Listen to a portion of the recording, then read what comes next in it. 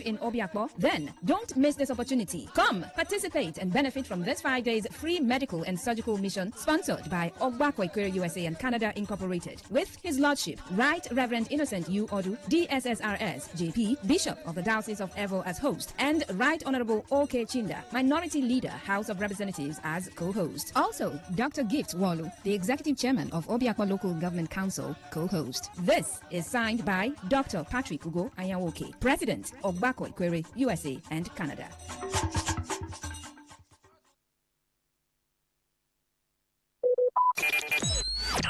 Talk radio. I listen to a lot of talk radio. 95.1 FM. This is the breakdown from BBC Pidgin. Ghana Education Service don't fire one assistant headmaster of one senior high school for Ghana sake of viral video which show they allegedly touch female student breast. Them also ban the teacher make smell the inside of the school as them they investigate the matter. This no be the first time something like this do happen, shall. For 2018, 9 teachers and senior staff members of senior secondary schools chop sack on top say them run sexual and immoral misconduct. The service at the time talk say them hope the dismissal go stop other teachers and headmaster from engaging in sexual acts against their students. But Oga for Institute for Education Studies, Dr. Peter Patti, auntie say that one no do reach and make the National Teaching Council they also commot these people their license if them catch any person we commit. Read more story about this and more for our website for www.bbcpidgin.com and also follow BBC News Pidgin on top all our social media handles for more story. That's not the breakdown from BBC Pidgin. Talk radio. I listen to a lot of talk radio. 95.1 FM. Welcome to the big stories, where we dive deep and let the truth flow. Every Sunday night from 6:05 to 7 p.m. From 6:05 to 7 p.m. on Today 95.1 FM Port Harcourt, we come alive. Is it not the issue of them being principled? You're taking me to somewhere that's not my strength. Do you think that our security agencies need to do more? Do you think they need to do better in cases like this? As they continue to remain silent, I think to me that speaks a lot. It seems like you people are doing your thing. Make me self do my thing. Nigeria has developed that kind of technology that can reprint this thing outside the federal government. With journalists dissecting what's being told, tuning for insights that you can trust. Are we building monuments? I ask this question. I've been asking because I am a taxpayer in university. So many government facilities, so many projects that were built and commissioned that are under lock and key, and it's terrible. So grab your seat and lend us your ear for great analysis. The big stories awaits. Don't be late. Every Sunday evening from 6:05 to 7 p.m.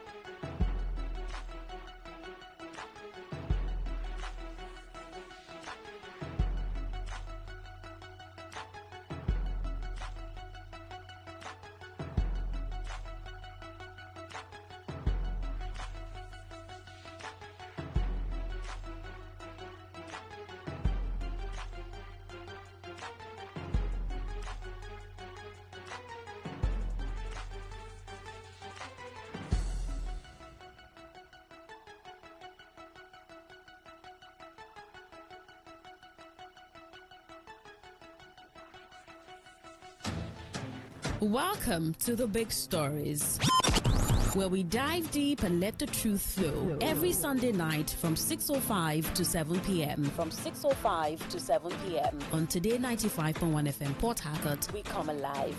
Is it not the issue of them being principled? You're taking me to somewhere that's not my strength. Do you think that our security agencies need to do more? Do you think they need to do better in cases like this? As they continue to remain silent, I think to me that speaks a lot. It seems like you people are doing your thing. Make me self do my thing. Nigeria has developed that kind of technology that can reprint this thing outside the federal government. With journalists dissecting what's being told, tuning for insights that you can trust. Are we building monuments? I ask this question. I've been asking because I am a taxpayer in university. So many government facilities, so many projects that were built and commissioned that are under lock and key, and it's terrible. So grab your seat and lend us your ear for great analysis. The big stories awaits. Don't be late. Every Sunday evening from 6:05 to 7 p.m.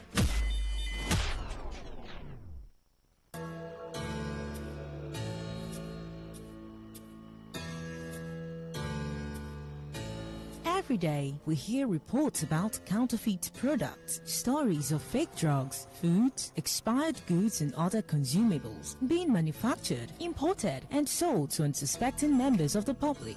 Findings reveal that Africa records at least 100,000 deaths from fake drugs-related ailments yearly. These fake and substandard products, particularly drugs, have been considered a global threat to human lives. And despite efforts by authorized agencies in Nigeria to combat the menace, the Nigerian market remains flooded with different unwholesome products. This is a plea to all those who manufacture and sell these goods to desist. Stop this menace of counterfeit products. Let's place value on human lives. And should you have purchased a counterfeit product or unsatisfied with the product, please contact SON or Consumer Protection Agency. This message is powered by Today 95.1 FM, the voice of the people. Live your truth. Express your love. Share your enthusiasm. Take actions towards your dreams. Talk your talk. And walk your walk. It was years ago. There's a statute of limitation on this stuff. Make today worth remembering as we discuss issues as it affects Nigeria moving forward. Talk that talk. Weekdays, 2 p.m. Exclusively on Today 95.1 FM Port Harcourt. Voice of the people. See, ma tell you, that man na ritualist. You don't ever see as that man dressed like normal human being before. Every time na black, blue. That man na ritualist. Just leave them. Now so those people will come from that place. Now so them be. You see this our neighbor. You see that fair guy where they always they carry laptop up and down. If you observe, you know they go work in the morning, but every time you go they change car. But I don't they observe and since. I know they do. Now for you. But me I know say, you know people where they come from that area. Now so all of them they behave. You know get it anybody if you tell me 9 drunk. What is it with all the hate and the way we talk? Hate speech does no one any good. It only makes a bad situation worse. The aim is to stir more hate and anger rather than bring us together. All they want is to set you against your neighbor or even your brother. Will you let them? Hate speech is not just criminal, it is intended to destroy you. Shun hate speech. No one truly benefits. A message from Today 95.1 FM, the voice of the people.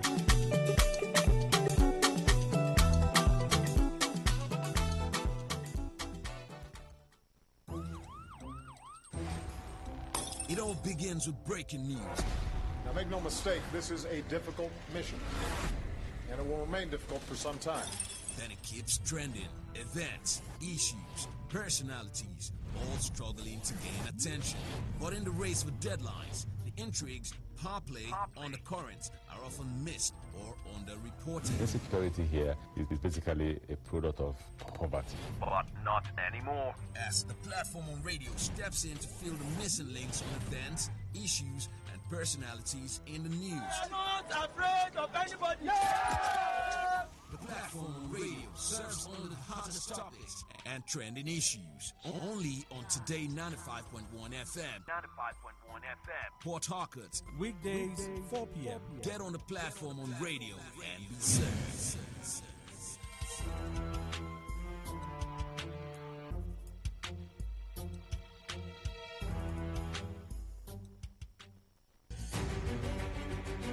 Bunkering is a legal act of smuggling crude oil from pipelines and storage facilities, which poses significant dangers to Nigerian society. This activity has different consequences that affect various aspects of the nation's well-being, and it has consequences such as untimely death, environmental devastation. It fuels insecurity.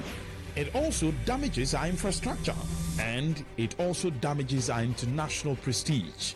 You might say, How do we make a living if we stop this illegal activity? Well, as a young individual, you can channel your energy into positive endeavors that can help you generate income and create an adequate future for yourself. These are some ideas to help you generate income. You can go into starting a business. You can also acquire digital skills or gain agricultural knowledge or engage in farming. You can also acquire arts and creativity. You talk about technology and innovation. Then, skills and vocational training. Please note that success often requires dedication, consistency, and continuous learning. This message is brought to you by your premium talk radio, Today 95.1 FM, Port Harcourt.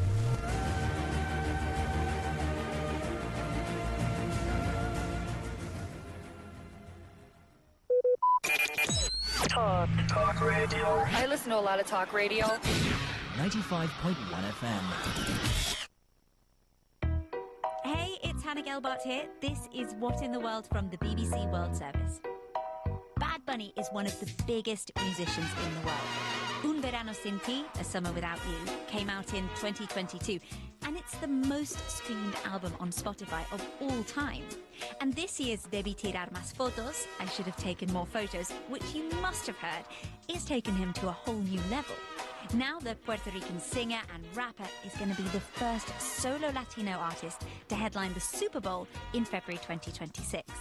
But he has also been critical of US immigration policies, and he deliberately left North America out of his upcoming world tour. So does this Super Bowl performance mean he's changed his mind? Let's find out from Natalia Jimenez, a BBC reporter in New York. Hey, Natalia. Hi, Hannah. Thanks for having me. Cool. Great to have you back. First of all, big question, most important one of the show. What's your favourite Bad Bunny song? This is literally my favorite question, and it's also a shout out to everyone who waited in May 2022 in front of Bad Bunny's YouTube channel for the countdown to the launch of his Un Verano Sin Ti album, because the first sound we heard was the song Moscow Mule. I'm gutted to say we don't have the rights to play his music on the pod, but my favourite song is Baile Inolvidable. It's the Unforgettable Dance. It's a salsa song, and it shows how he plays with all of these rhythms and different influences from Puerto Rico and across Latin America. Absolutely. You'll hear reggaeton, which is a type of music that mixes trap music, it mixes rap, it mixes dembow beats, which are basically drum beats in the back. And reggaeton actually started in Panama, but a lot of the artists right now that are fronting it are from Puerto Rico. So Bad Bunny, he sings mostly in Spanish. He's just huge right now. How did he get so big? It's important to point out because it's so unique that he sings only in Spanish and has this much of a presence worldwide. Totally. I mean, he became Spotify's most streamed artist globally for 3 consecutive years, 2020 to 2022. And today, he's still the most streamed Latin artist in the world. So he did all of that without, quote unquote, following the rules. Like, he literally headlined Coachella entirely in Spanish, which has never been done before. Most artists who dream of going global think that they have to cross over into English. That's the assumption. Shakira did it. Ricky Martin did it, but Bad Bunny flipped the script. He stayed in Spanish the whole way through. He could do this, well, one, because Latino culture is already massive in the U.S., because there's a lot of Latinos in the country. There's about 20% of the population that identifies as Latino. But I would also say it was also because he kind of defied stereotypes about what reggaeton is. He's done that while painting his nails, wearing skirts, speaking out against gender violence, and openly supporting LGBTQ+ rights. And one of the big social issues that a lot of Latinos, in fact, a lot of people around the world are talking about is immigration policies, in particular of the US and the way that Donald Trump has shaken things up there. Bad Bunny has voiced concerns about this. He didn't include the US in his upcoming tour, but he now has accepted this invitation to perform the Super Bowl halftime show. And that is one of the biggest displays of American pride and patriotism. So, Natalia, do you think this means that he's had a change of heart? What's he said about his reasons for accepting the gig? Yeah, this is the tension that people are talking about right now. On the one hand, Bad Bunny refused to tour the U.S. because of what he said in a recent interview was ICE. So ICE is U.S. Immigration and Customs Enforcement, and fear for his fans' safety because of it. He made it clear that mass raids are happening in public spaces and his concerts could become targets. That was his fear. But I don't think that this is a change of heart as much as a change in strategy. And more than that, the Super Bowl is unlike any other stage. It's not about the people in the seats. It's about the hundreds of millions watching at home. That platform is unmatched. And halftime shows have a track record of being political lightning rods a bit. Kendrick Lamar's set this year used visuals that talked about police brutality. J-Lo and Shakira, 2020, showed kids in cages as a nod to Trump's immigration policies. So basically what I'm saying is that the Super Bowl has gone from just being entertainment to a global stage for statements. I'm curious, what do Trump supporters make of the decision to have him at the Super Bowl? So there's been some conversation on X about this that I've just kind of was reading this morning. So some people are frustrated and annoyed because they are basically saying that they feel as though that their event, and by their, I mean, English-speaking audiences are going to be excluded from this performance. And to give a bit of context on all this, Bad Bunny was born in Puerto Rico, which is a self-governing U.S. territory, and that makes him a U.S. citizen. What is the relationship like between Puerto Rico and the U.S.? Puerto Rico's relationship with the U.S. is complicated, to say the least, historically.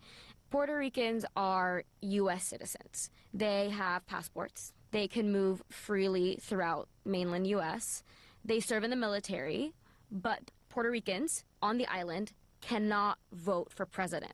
So you're American on paper, but you don't get full democratic power, really. Bad Bunny has mentioned this as well in a lot of his songs. Hurricane Maria hit in 2017, and the federal response was much slower and weaker than responses to disasters in Texas and Florida. That's been established, even though Puerto Ricans are U.S. citizens. So it has very real consequences. And the message in a lot of Bad Bunny songs is that being Puerto Rican feels like you're being treated as a second-class citizen. Is that why he did this residency in Puerto Rico over the summer? But for the first bunch of nights, I think it was the first 9 nights, he only let Puerto Ricans come to his shows. Was that a way to show his Puerto Rican pride and his heritage? Yes, it was. It was so symbolic. It was about giving his own people first dibs. Well, Natalia, we have heard from someone who did manage to go to his residency. This is Fiamma. I'm from Atillo, Puerto Rico, and I've been living in Madrid, Spain for 4 years now. And what can I say? The concert was on another level. The concert was made for Puerto Ricans and by Puerto Ricans. The first part is set in the mountains, and that's where the bomba starts. The second part of the concert moves to the little house, La Casita. The whole set is super emotional because, of course, I also lived through the garage parties, Los Perreos de Marquesina. Then we return to the main stage where the salsa part begins. Of course, he sings Baile Inolvidable and ends the concert with La Mudanza. And again, I cried because you end with a song that says, nobody's taking me out of here, I'm not leaving, like, de aquí nadie me saca, de aquí yo no me muevo. It sounds like such a great show. I was living it through her description there. So, Natalia, since you missed out on the residency, Bad Bunny's got his world tour coming up. He'll be in Latin America, Europe. Did you manage to get tickets to any of those tour dates? You're really putting me on blast. I did not get one. Neither. I really tried. It's hilarious though because I saw this type of excitement with Taylor Swift. Well, he is now coming to the US for one date and one day only, and that is the Super Bowl. So we'll be watching him then. Natalia, thank you so much. Thank you for having me. That's it from us. Thank you for listening. I'm Hannah Gelbart. This is What in the World from the BBC World Service.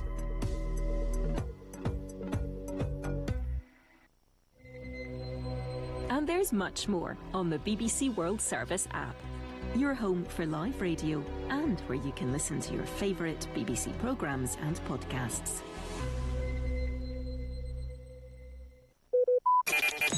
Talk radio. I listen to a lot of talk radio. 95.1 FM. Hello, it's Hannah here. Welcome to What in the World, your podcast for the stories that get people talking from the BBC World Service. Today we're going into a case that has shocked Mexico, and it sparked a global conversation about plastic surgery for young people. That's because a 14-year-old girl in Mexico has died, reportedly after having a boob job and some other cosmetic procedures. And her dad has said on social media that he didn't consent to them. And this case has raised big questions about why teenagers are getting plastic surgery done in the first place. So to break it down, here in the studio with me is Mimi Swaby, our Global Affairs reporter. Hey, Mimi. Hi. Mimi, I know investigations into this are ongoing and it's such a tragic case. Can you walk us through what happened to this girl and what we know about the circumstances around her death? Paloma Nicole Arellano Escobedo was 14 when she reportedly died after having multiple cosmetic plastic surgery done. She had, according to media reports, a BBL, breast enlargement surgery, as well as liposuction. And she was allegedly given this plastic surgery as a gift from her mum for her 15th birthday. But the issue here is that her dad has said that he didn't know about it and he didn't consent to it. He has said to media, as well as on social media, that he only learned of this really tragic revelation at her funeral when he noticed his daughter's body was different. But the fact that on her death certificate it says that she died from excess fluid in her brain causing it to swell from a respiratory illness, where her dad has come forward and said he doesn't believe this to be true. He says that she died after complications from this plastic surgery. People in Mexico have been really angry and upset about this, and I've seen on social media people have been sharing this slogan, Las niñas no necesitan implantes, girls don't need implants. What kind of reaction have you been seeing? It's had a huge reaction. People are, one, very shocked that such a young girl wants to have plastic surgery and she could get plastic surgery. And then it's also raised concerns and questions about the ethics of plastic surgery and regulations in Mexico and why it was allowed to happen in the first place without both parents having consented to it. Claudia Sheinbaum, in one of her morning kind of daily press conferences, came and said, if anything can be done, get the family to get in touch with her and they will look at the case. It's, had a big reaction. Online we're seeing, many beauty influencers, fashion influencers, kind of lamenting at the fact that social media and the pressures that are put on younger people has come to such an awful outcome in this case. Let's pause for a second now to hear from one of the people who posted about this online. This is Fernanda Flores from Mexico. This is a horrific case, and I wonder how plastic our society has become that 14-year-old girls are undergoing cosmetic surgery to change their bodies. This society teaches girls to hate their bodies even before they finish developing. Aesthetic violence is stealing our girls' childhoods. We are losing girls because they are convinced that looking good and fitting a certain standard is more important than being alive. We are teaching them that changing their bodies matters more than their lives. And one senator, Mexican Senator Jose Manuel Cruz Castellanos, he's proposed a new law called Nicole's Law, which basically says that nobody under 18, regardless if there is parental consent or not, should be getting plastic surgery. And he's had quite a lot of support for that online as well. This also aims to kind of regulate procedures, so it's not just cosmetic reconstruction. So if you have an accident and your nose is broken, you can put that back together through a nose job. That's not what people are questioning here. It's plastic surgery for cosmetic reasons. So if there's nothing wrong with you medically, but you just want to change how you look, that's where this law would come into place. And that's what he says should be regulated more. There should be more protection for people, and that no under 18 should be having it. Where does the law stand at the moment? Is it that you can get cosmetic procedures if you're under 18 if you have both parents' consent? So generally speaking, across Mexico, if you are 18 and above, you don't need your parents' consent to have any cosmetic procedure. But if you're under 18, you do. And both parents should give consent if they both are alive, or both guardians should give consent. However, one of the issues in Mexico, as in many other parts of the world, is that there are many unregulated and unofficial clinics, and this is where the grey area kind of begins. So many younger individuals, it seems, are going to these clinics because it's easy accessible, it's cheaper, and they're not regulated. So there is a governing body association in Mexico which basically trains all the surgeons and certifies them. And you have to have that certification to be a legal practicing plastic surgeon. And without that, you're an unofficial clinic, and that's where dangers can arise. And it all comes down to the surgeon looking at your maturity, both physically and emotionally, but especially your maturity of your body. How fully developed is your body? Like, a girl doesn't fully develop until she's in her late teens, so having something done when you're not fully developed, for example, a boob job, could actually be quite problematic further down the line. You need to let your body develop, according to many surgeons, before interfering with it. So why do you think more young people are seeking these kinds of procedures? One quite prominent beauty blogger went to social media sharing her condolences for Paloma Nicole's death, but she said that this wasn't a surprise to her because it's come at a time where social pressures are greater than ever. Cosmetic surgery is easier and more accessible, and it's so much more normalized, as in people will happily flaunt they've had this done and that done, and it's kind of given as a normal in many situations in many countries, and increasingly in Mexico as well, because Mexico is the third most popular country for plastic surgery. So it's had a real boom in the last few years of regulated clinics, but also unregulated clinics. Are there other cases in Mexico involving under-18s where things have gone wrong? Presumably this isn't the first time that this has happened. No, this definitely isn't the first time, and we've seen on social media Mexican youth, girls and boys, coming on and sharing their kind of botched plastic surgery. But this case has really shocked people because Paloma Nicole died, and that isn't very common. That isn't common for plastic surgery within under 18s as well as over 18. So that is why this case has gained so much momentum, and that we have the slogan that girls don't need implants. What about advertising? Do you know whether plastic surgery is advertised to under 18s on social media, and if there's any regulation about that? There doesn't seem to be any fixed regulation, and that is part of the problem. That is why this Nicole's Law has been proposed, to try and regulate it. But social media also has a part to play. If your algorithm is filled with social media procedures or people showing what they've had done, you're likely to keep getting more of that. That's how algorithms work, and it's more normalized. But it doesn't specify the dangers that come with that, or if you're underage. Zooming out, you said that Mexico is the third biggest country in terms of number of cosmetic procedures that are being carried out. And I'm interested, what's it like in other countries? Is it also legal for under 18s to have plastic surgery done with parental consent elsewhere around the world? How do the laws change? It's really interesting. Different countries have different laws and different requirements. So, largely speaking, many countries say that if you're under 18, you can only have cosmetic surgery with parental consent. But some countries say that, for example, England, if you have cosmetic surgery or Botox or fillers specifically, even if you're under 18, that is against the law. You cannot have them that young. In the US, it is 18 unless parental consent. In some countries, it's higher. In Singapore, you have to be 21. But interestingly, we are seeing a change, that people are perhaps becoming more open to plastic surgery. In Iran in 2025, so this year, one board member of the Iranian Rhinology Society has said Iran has actually lowered the minimum age for cosmetic surgery to 14 for girls. That's interesting. And 16 for boys. And they've said this is because of scientific advancements as well as a rise in demand. So there are many different laws for different countries. It's really important to know what the law is in your country, or if you're travelling to a different country, what that law is there. Mimi, thank you so much. Thank you. That's it from us today. Thank you for joining us. I'm Hannah Gelbart. This is What in the World from the BBC World Service.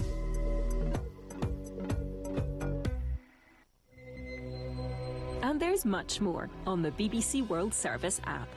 Your home for live radio, and where you can listen to your favourite BBC programmes and podcasts. Talk radio. I listen to a lot of talk radio. 95.1 FM.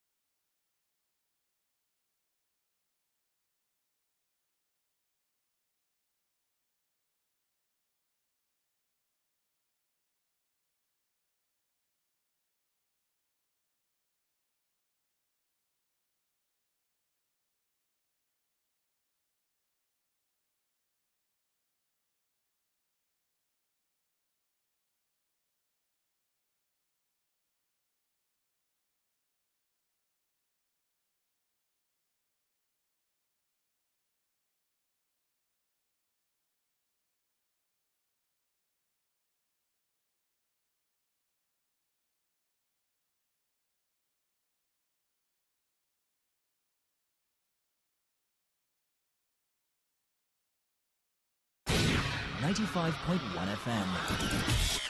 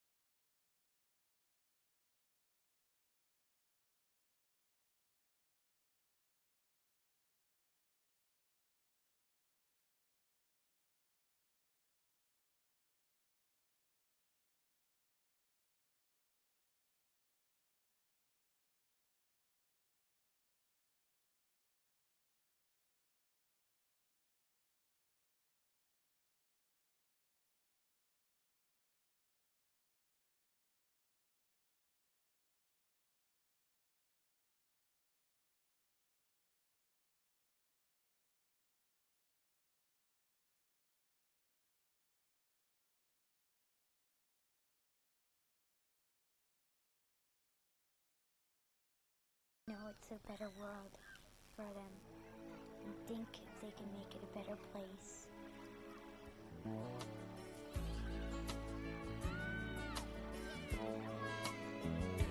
There's a place in your heart, and I know that it is love.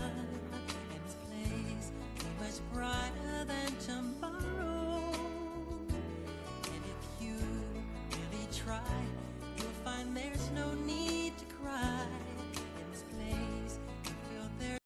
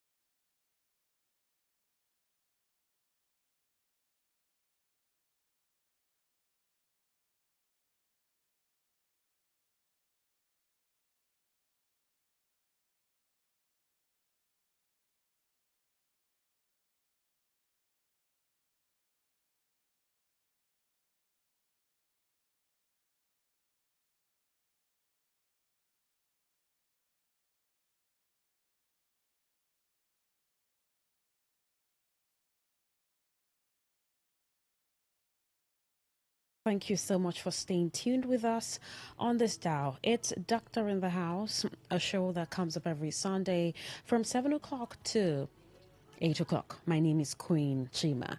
We started the shift with the news update at 6, and afterwards we could not air the big stories. The news department couldn't do that. But next week, definitely you have your program aired on live on this station.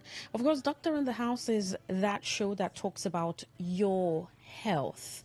Your health is important, and we put out this segment on Sundays to talk about it. On the 9th of October was World Sight Day, and it was celebrated globally. Your Eyes. There was this campaign about telling your eyes story. I don't know if you saw that, maybe somewhere on social media or anywhere at all, or maybe on the radio or television. Tell your eyes story, and it was tagged Love Your Eyes, and this is supposed to help make the case for eye care that is accessible, available, and affordable for everyone everywhere. Now, nearly everyone on the planet will experience an eye health issue in their lifetime, yet over 1 billion people still lack access to the services and treatments they need. The good news, this is a solvable problem, because if you prioritize your eye health, it would prevent you from having that eye challenge. Well, everyone has an eye health story, and that story has power. Whether you're glasses wearer, caregiver, or eye health professional, you have a unique perspective and valuable insight into why everyone should love their eyes by sharing your story. Maybe we'll get to hear your story on the show, but because we want to commemorate that day, 9th of October. Although today is 12th, we had to keep that package for you today on the show. We're going to be looking at sharing knowledge for better vision and value eye health. Value eye health. Sharing knowledge for better vision and value eye health in commemoration of World Sight Day, tagged Love Your Eyes. Your eyes is one of the most sensitive part of your body. It's an organ. It's even part of the 5 sense organs, your sight. And it's important that you take care of your eyes. But Well, you may be asking, how do I do that? How do I protect my eye? How do I love my eye just the way I love every other part of my body? Because you don't notice anything. You probably don't think you need to go to the hospital. You have a little irritation and you just ignore it. You stress your eyes. We're going to be looking at how priority to your eye is important. And I'm being joined by an ophthalmologist. She is a consultant ophthalmologist, Dr. Diamond Tonye Obini. Good evening, Ma. Good evening, doctor. It's good to have you on the show, Doctor in the House. Thank you very much, Queen Chima. So glad to be here. Yeah. Good evening, River State. It's good to have you. How's your day been, by the way? Hope you've had a great day. Yeah, it's been a beautiful Sunday and more exciting to educate people about their eyes. It's always a pleasure to do that. Oh, absolutely. I like that you're excited already. I mean, we're going to have a great show then. Yeah. Thank you. Yes, you are a consultant ophthalmologist. I know that I know, or maybe you just say that's a doctor that takes care of the eye, because I know there's earlier I was asking you, are you an optometrist or an optician, before I got the information from the NMA. So when you say you're a consultant ophthalmologist, what does that mean?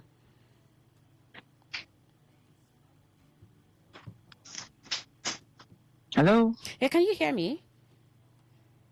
Yeah, I lost you a bit. Okay. I said earlier, I was asking you if you were an optician or an optometrist before I got the information from the NMA Rivers chapter. So when you say you're a consultant ophthalmologist, what does that mean? Okay, so let's start our conversation from there. Yeah. So in the healthcare system or team, we have the ophthalmologist, who is first a medical doctor. That's, you've been through medical school. You do your internship. That's also called the housemanship. Then you do the youth service, and you now go into residency. So residency is a program that prepares you to be a consultant or a specialist in a particular area of medicine. So we have specialists in obstetrics and gynecology, anesthesia, every other thing. ENT, that's ear, nose, and throat, and other things. That's how we also have it in ophthalmology. So meaning that as an ophthalmologist, you're the specialist both in medical and surgical conditions of the eye. All right. So I treat both the eyes medically, and I'm also a surgeon. Now you come to the optometrist. Optometrists, they are doctors of optometry.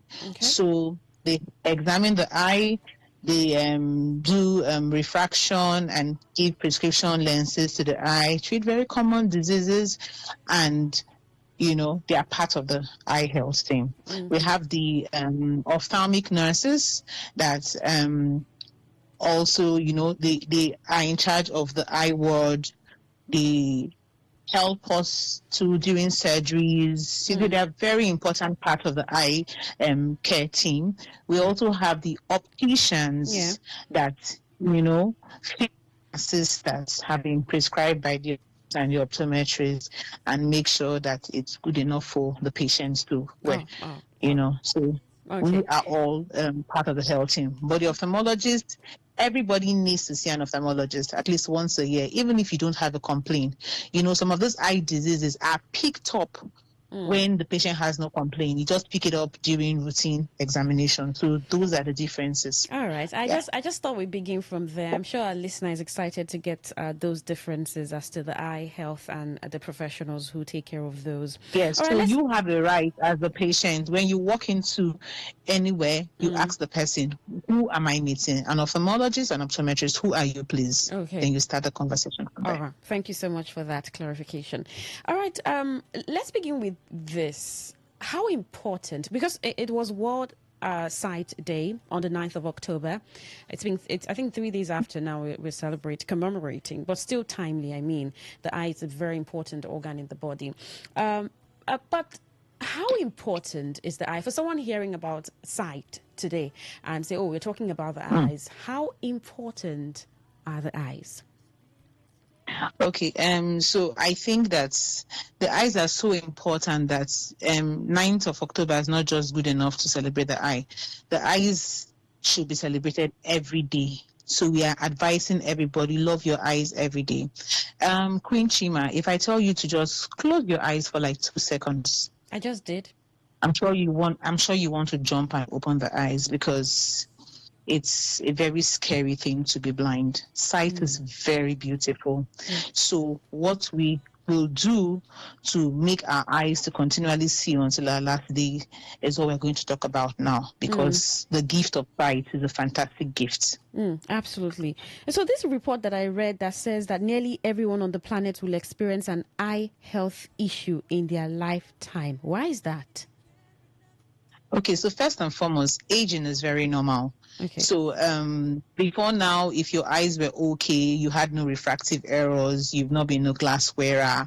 From 35, 40, there's something we call presbyopia. The eyes are also aging, and you find out that you might not be able to see small prints, and you could now need glasses to read. So that's already an eye condition, Yeah. So almost everybody, once you're aging, you are going to have an eye condition. And in fact, the commonest cause of visual impairment and blindness is cataracts.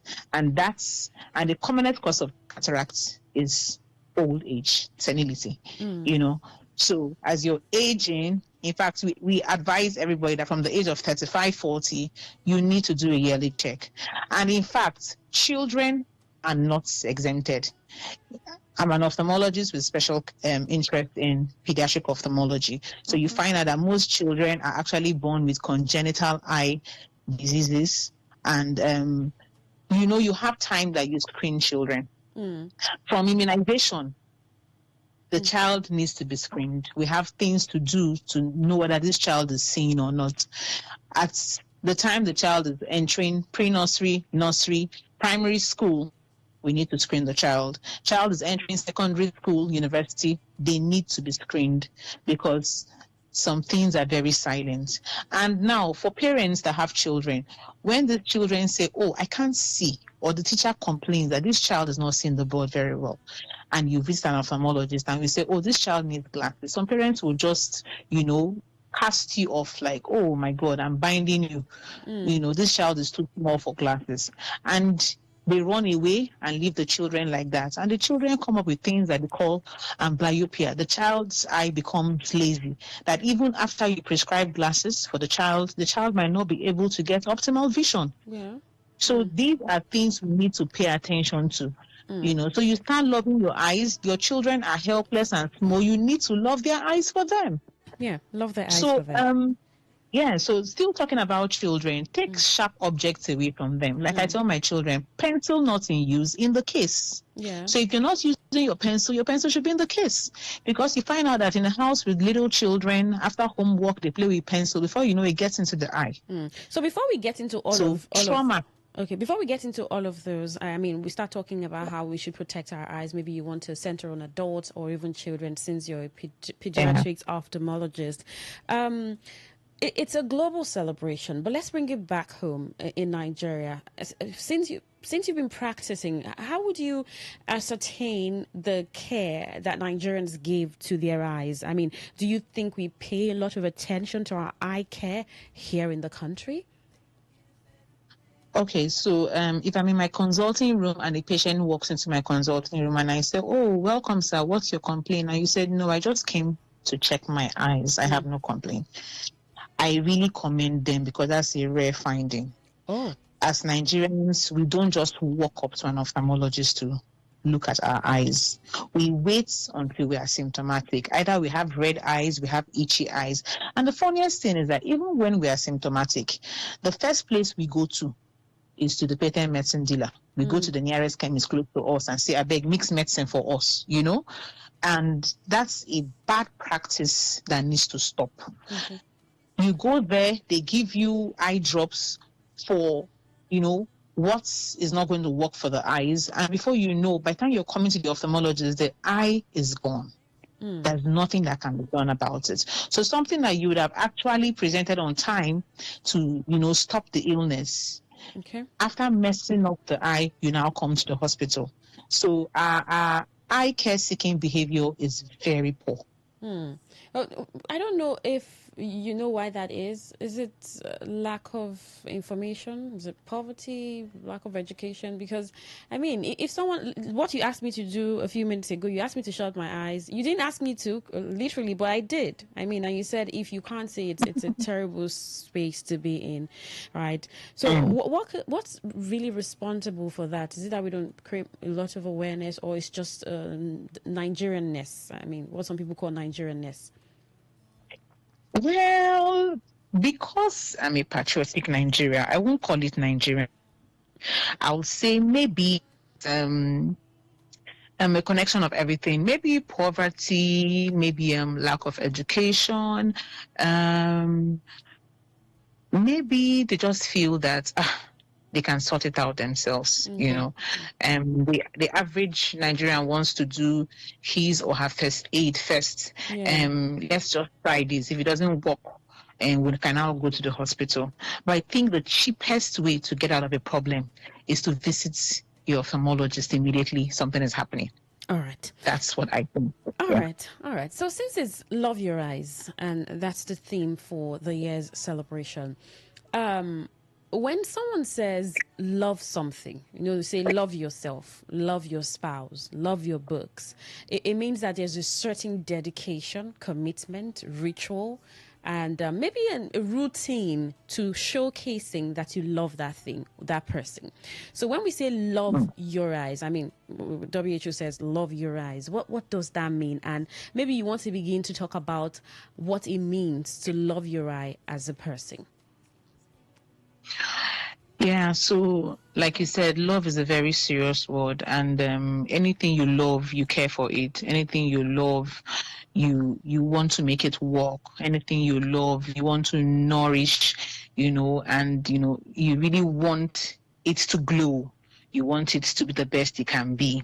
So in this context, you're loving your eyes. So loving your eyes simply means protect your eyes, simply means visit your ophthalmologist once in a year, simply means what do I need to eat to nourish this eye? How do I stay hydrated to make sure my eyes, are working well? So for the eyes now, you're getting out on a sunny day, you need your sunshades. Okay. Just the same way the dermatologist will ask us to have our sunscreen on, you need to wear your sunshades to, sunshades that can prevent your ultraviolet rays from getting to the eyes and causing damage. If you are working as a welder or you're working in a company that you're prone to having splashes on the face, you need to wear your safety goggles, because I've seen welders that will come with like speck of metal in their eyes or something. If you're wearing your safety goggles, that cannot happen. If you're involved in some kind of sports that also needs some glasses, you should wear that. Okay. Then for my gender that want to fix lashes, with gums and everything, you need to go to a professional that does that. Because I've had a few cases that these gums enter into the eye and cause some form of infection, inflammation that we have to deal with, and sometimes they even lose the eyes, and then some people go as far as, I don't know, putting makeup at the inner part of the lower lid. Okay. That in itself can cause some irritation for you. So what am I trying to say? We are beautiful and we can make our makeups beautiful and modest without irritating and then assaulting the eyes. So that's part of you loving your eyes. Then in this time that everybody is addicted to screens and to phones, you find out that the incidence of dry eye disease too is also on the rise. So we advise the 2020 rule, so if you've looked at your screen for like 20 minutes, you need to look at something about 20 feet away for like 20 seconds. That is, you're resting the eye. And remember to blink. So you think and blink. So sometimes we forget to blink. We just open our eyes and just, look. We are caught up in trying to finish our target and we forget to blink. No, we need, to blink frequently. And we need to set screen time for our children. Okay. You know, if you Google, you find that there are safe screen times for children. Because we are busy as moms, busy as dads, we want to, you know, give our children devices to let us be, like give us a breather. And most times children come back from school and they are stuck on their device. This in itself causes some degree of myopia, short-sightedness for this child. It makes them prone to being short-sighted. Okay. And we're seeing a world where myopia is on the increase. We're going to have an epidemic soon where most children from homes that can afford these tablets will start coming down with myopia and, you know, implode us. So we're advising that parents should try and, you know, love their children's eyes by sticking to screen time. Food. Having a balanced diet is a beautiful thing. It also nourishes the eyes. Food rich in vitamin C, E, if you're taking supplements rich in lutein and zeaxanthin, omega-3 fatty acid. Food that has lots of fruits and vegetables, you know, leafy vegetables, that's good. Yeah. And above all, we need to stay hydrated. Drink plenty of water. And quit smoking. Okay. Smoking is actually a risk factor for many things in medicine. So the eyes are not even excluded. There are some diseases that smoking gives us like an 8 times, you know, rise, or it puts you at risk 8 times more than a non-smoker, you know. So please, we should stop smoking, and we need to exercise regularly. Regular physical exercise also helps in some conditions in the eye. Then above all, you know, the eye, which is a beautiful sense organ, is the window into the body. So I can look into your eye without asking you if you're hypertensive and tell you, oh, you're hypertensive. I can tell you are diabetic, because there are some things I'll see in the eyes and I'll be like, oh, this is about to happen, or this has happened. This is now having some complications in the eye. Oh, you need to see your physician. So the ophthalmologist is even referring you to your physician. Oh, this is happening in your eye. You're about to have a stroke. An ophthalmologist can tell you that. Wow. So the ophthalmologist will be everybody's friend. You need to see them at least once in a year. You need to see them for a comprehensive eye check. So these are few ways you can love your eyes. Other ways you can love your eyes, please stay away from harmful traditional eye medication. Oh, I have red eyes. Let me take Mama Nkechi's breast milk and put into the eye.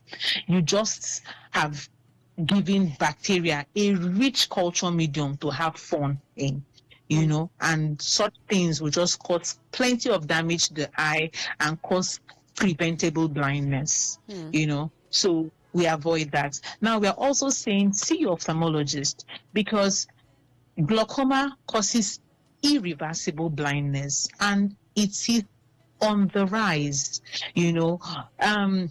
The cause of glaucoma basically is unknown, but there are risk factors. You being from the black race puts you at risk for glaucoma, you know. Being male, age above 40, you have a positive family history. All these are risk factors for glaucoma. How would you know? You know that you might be a glaucoma suspect or have glaucoma when you have a routine eye check, because basically it's asymptomatic. Is when maybe, you know, it's gotten to the advanced stage that you see that the vision will drop grossly. But most times it starts taking the peripheral vision first. So the central vision is still intact. So you might see somebody with glaucoma but has perfect central vision, but it's coming from the sides going to the center, and eventually will cause blindness. And even after medications and surgical procedures, it will not be reversed. So early detection is always key. So seeing your ophthalmologist puts you at a very good standing of preventing blindness, and in totality, loving your eyes. And as a matter of loving your eyes, you're loving yourself, loving your other sense organs, and loving your being. Now, the whole essence of the theme of love your eyes is we are trying to individualize the eye health. Okay. We are taking the eye health now. We're even leaving our consulting rooms. Most of us, we did outreaches. We were taking screening to the communities, you know, so that, I mean, for whatever reason you couldn't come to the hospital to see us, we left the comfort of our consulting rooms to go out, just to go and screen and see who is at risk, what is going on in the community, how can we help these people. So these are some of the things we have done for this year's World Sight Day. And like I said, the eye is so important that one day is not enough. We need to pledge to ourselves to be able to love our eyes daily. And as you're loving your eyes, talk to your neighbor, talk to your friend, talk to your relative to also love their eyes. All right. There are certain symptoms that people see. Sometimes you see someone constantly itching their eyes. Some other time you see someone wake up with a swollen eye, maybe it's teary. Some people, you did mention the reddish eye and some of these, while some people would just resort to a patent medicine, go to the nearest chemist. Some people just ignore and say, it's going to clear. Some people wake up with a terrible headache and they say it's affecting their eyes. Is it as a result of some of this practices that you've mentioned that are activities to loving your eyes? Is it ignoring them, or these are signs of a problem that someone needs to run to the hospital for, or run to an ophthalmologist for? Or maybe you also want to extend that to some of the symptoms that someone could see or perceive that should make them quickly contact their ophthalmologist.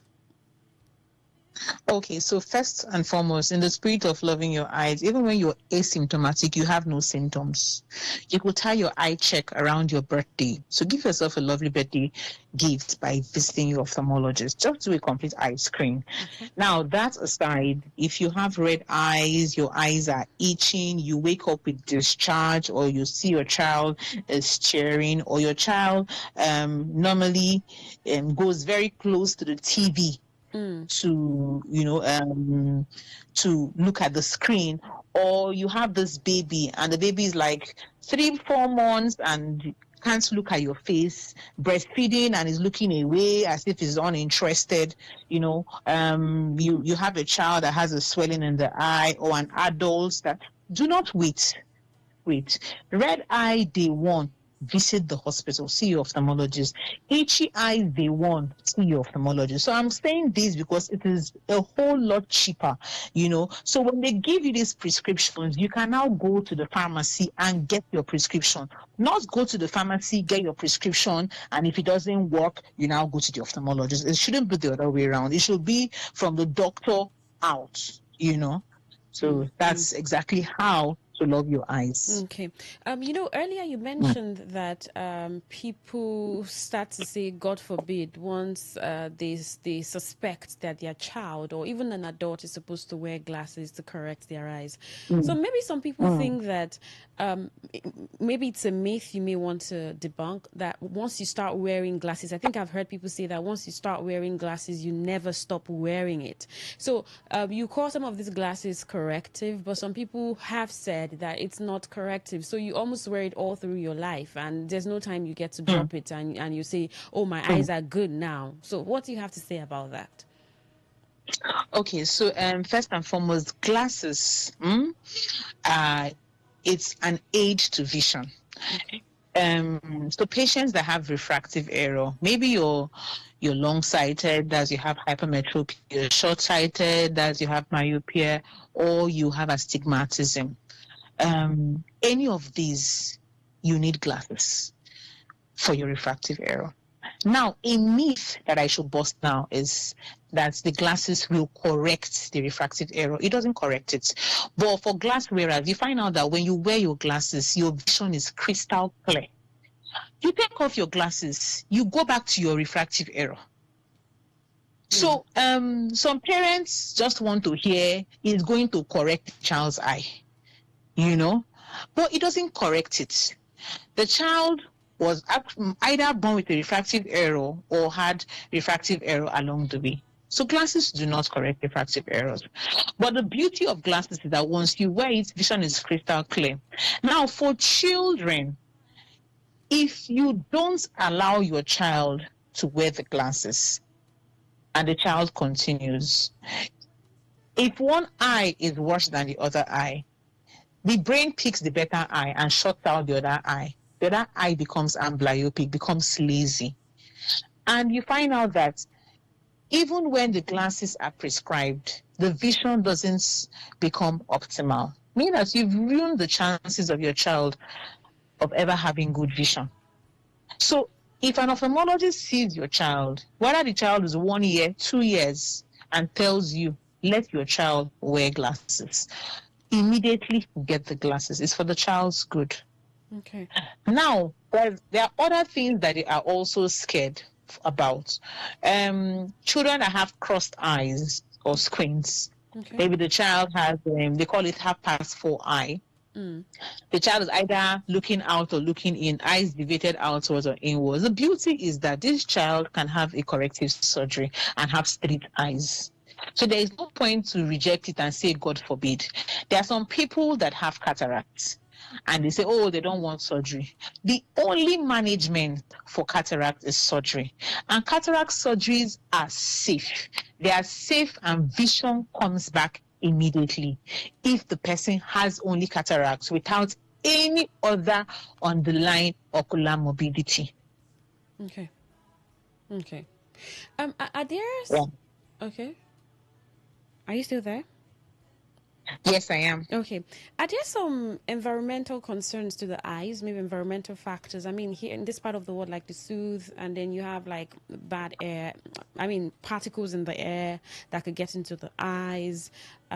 Some of these, what are they called now? This releases from vehicles, trucks and all. All of this, these environmental issues, can they affect the eyes? That suits can affect the eye has not really been proven. Okay. So what those things can do, it might just put you at risk of having dry eyes, And when you meet your ophthalmologist, you could have lubricants that could help that. Yeah. But we are also advised that, if you're in an environment where there's plenty of suits and it can cause other medical conditions, like respiratory conditions. So that's what you are more at risk of than the ocular aspect here. So for certain eye challenges that are genetic, because some people say, this person, you have mentioned categorically about children and maybe born that way. There's obviously no solution to it. The child just has to go with the prescription of the ophthalmologist. And the genetic conditions, do they show up just only at birth? Can it come up like any time in the age of an adult? So no. It's during childhood that it comes up. Yeah. So some children that also have cancer, these children, it can show maybe before they are 3 years old. So sometimes you find out that risk factors. There might be parents might have been exposed to some radiological insults, earlier in their life. So that can actually affect the child. For example, retinoblastoma. Then we also advise children that are born preterm to be screened by an ophthalmologist because there's something we call retinopathy of prematurity. This is causing blindness. So you have this precious baby that was born preterm that has, struggled to live, has had a turbulent neonatal period with sepsis, exposure to oxygen use.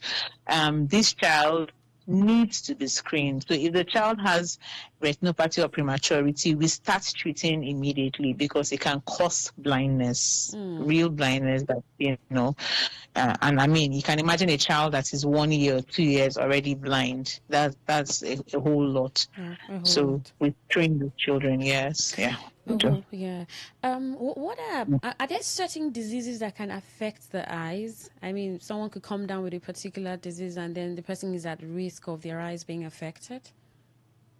Yeah, so our culprit here is diabetes. Oh, okay. Diabetes is a multi systemic disease. It affects almost every part of the body, and the eye is not exempted. So you could have diabetic retinopathy. In fact, diabetes can even cause cataract. Diabetes can even cause refractive errors in the eye. It can even make you more prone to having, things like boils. Some people just, every time they're having boils, you need to check your blood sugar. So diabetes can actually cause that. And the diabetic retinopathy can actually lead to blindness. It could cause retinal detachment. Yes. And we need to know that trauma too is something we really, really avoid. So because trauma to the eye can cause retinal detachment and can cause a whole lot in the eye, which can actually lead to blindness. So we tell people, when you see two people fighting, don't even separate, because you know how it goes. Two people are fighting. The person that goes to separate is the one that the punch lands on his eye. Yes. And that's the person that once the punch lands on your eye, the fight will stop and your eye is gone.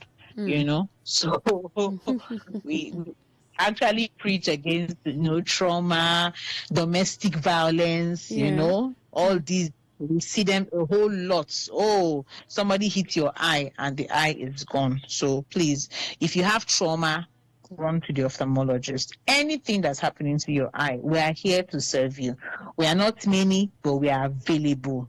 We are affordable and we are accessible to make sure that your eye is loved thoroughly. Okay. If you just tuned in, you are live on Today 95.1 FM, Voice of the People. The program is Doctor in the House.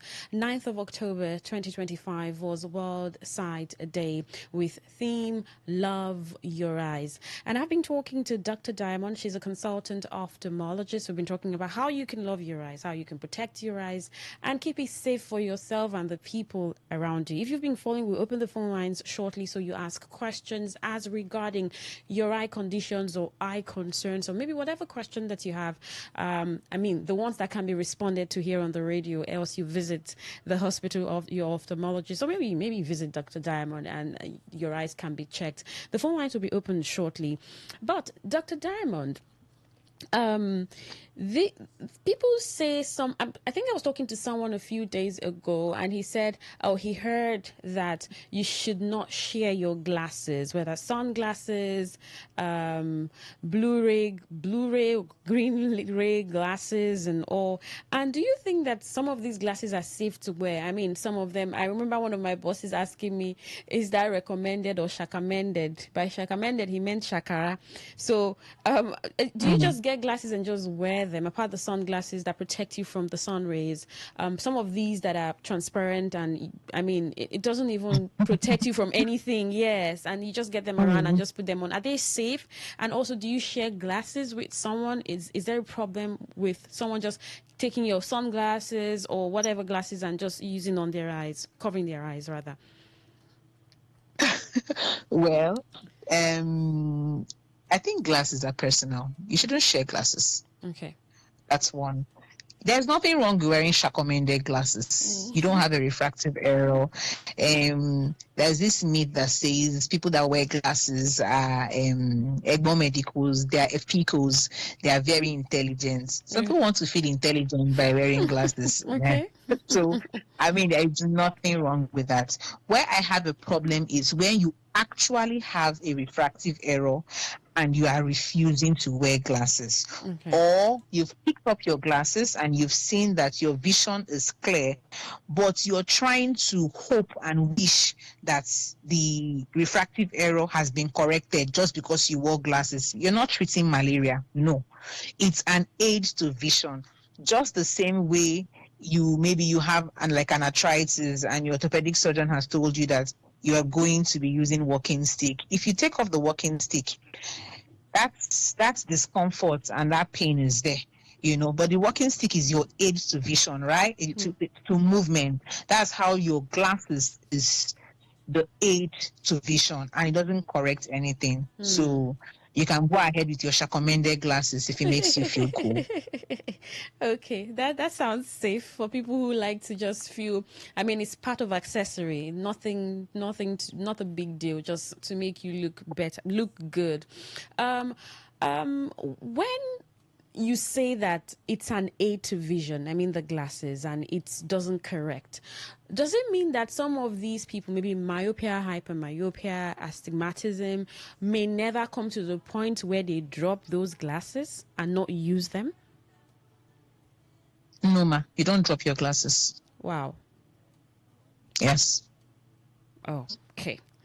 All right, let's open the I know phone that, lines. that's a sad reality, right? Yeah, I But you don't mean, drop your glasses. because Yes. I think people have been hearing correction. It's correct, and a lot of people may have assumed that when you wear it for a while and then it corrects your eyes and then you stay away from using the glasses. It doesn't. Okay. Okay, so I was with a patient that has worn glasses all through secondary school, and after writing JAM and getting admission into university, she wanted to go there in style, and she said, "Oh, these glasses, I must drop you." And she dropped her glasses, and like after say 2 years, she came with this very bad headache, and worsening eye symptoms. And I said, "Okay, so you've worn glasses before?" She said, "Yes." So what happened? Oh, she said, "Doctor, long story. I dropped it." And we did her refraction again and found out that she even had like a worst error. And when we gave her glasses, she felt better. Her headache stopped. She was a happier person. And I told her, see, get the reality into your head. These glasses is going to be with you for life. Now, there are some people that have very high powers that when they wear it, they feel that, oh, they look so, too serious, like nerds or something. Yeah, they can use contact lenses if they know how to care for their contact lenses. Okay. Yes. Because contact lenses is not an easy thing to care for, because when you use contact lenses, you are more prone to having keratitis, that's infection of your cornea. So normally we don't really advise it. But if you want to go out maybe for a wedding, or you want to slay and you want to use your contact lenses, make sure you wash your hands. Make sure you know how to apply it. If it's too complicated, please wear your glasses. You could get an ultra thin glasses if your lens is too heavy. Yes. You understand? It's better to wear your glasses and slay than not to wear your glasses and I don't know. Sometimes you see people driving without their glasses. They are not just a risk of accident to themselves, but they are also at risk to other road users. So please, this is a plea to drivers and road users to get their eyes checked. If you know that you have an eye condition that, makes your vision obscure when you're driving, please get a driver or stop driving. Let's make our roads safer for all of us. Absolutely. Let's open the phone lines before we continue with Dr. Diamond. 0810-951-0951. That's the number to call. That is 0810-951-0951. You can call in and ask a question as pertaining your eyes. It's World Sight Day was celebrated 9th of October this year, 2025, of course, celebrated every year, 9th of October. And the theme for this year was Love Your Eyes. I don't know if you're loving your eyes enough, or you think you do. I remember someone telling me, I thought I loved myself until I realized that I didn't, because how can I not just go to the hospital and check myself and I just want to ignore my health? So you may think that you love your eyes enough. Listening to Dr. Diamond from the beginning of the show up until now, do you love your eyes? Do you think you've shown your eyes enough care? I mean, I think I'm asking myself that question and I'm giving responses. So I don't know if you've given a response to yourself, or you have a question that you want to ask Dr. Diamond. Can give a response to that. 0810-951-0951. That's the number to call. Now, remember that you can send a WhatsApp message or a text message to 0701-9339-962. All right, Dr. Diamond, what's the relationship with stress and the eyes? I mean, negative relationship. Yeah, so stress is a killer to every part of the body. Mm?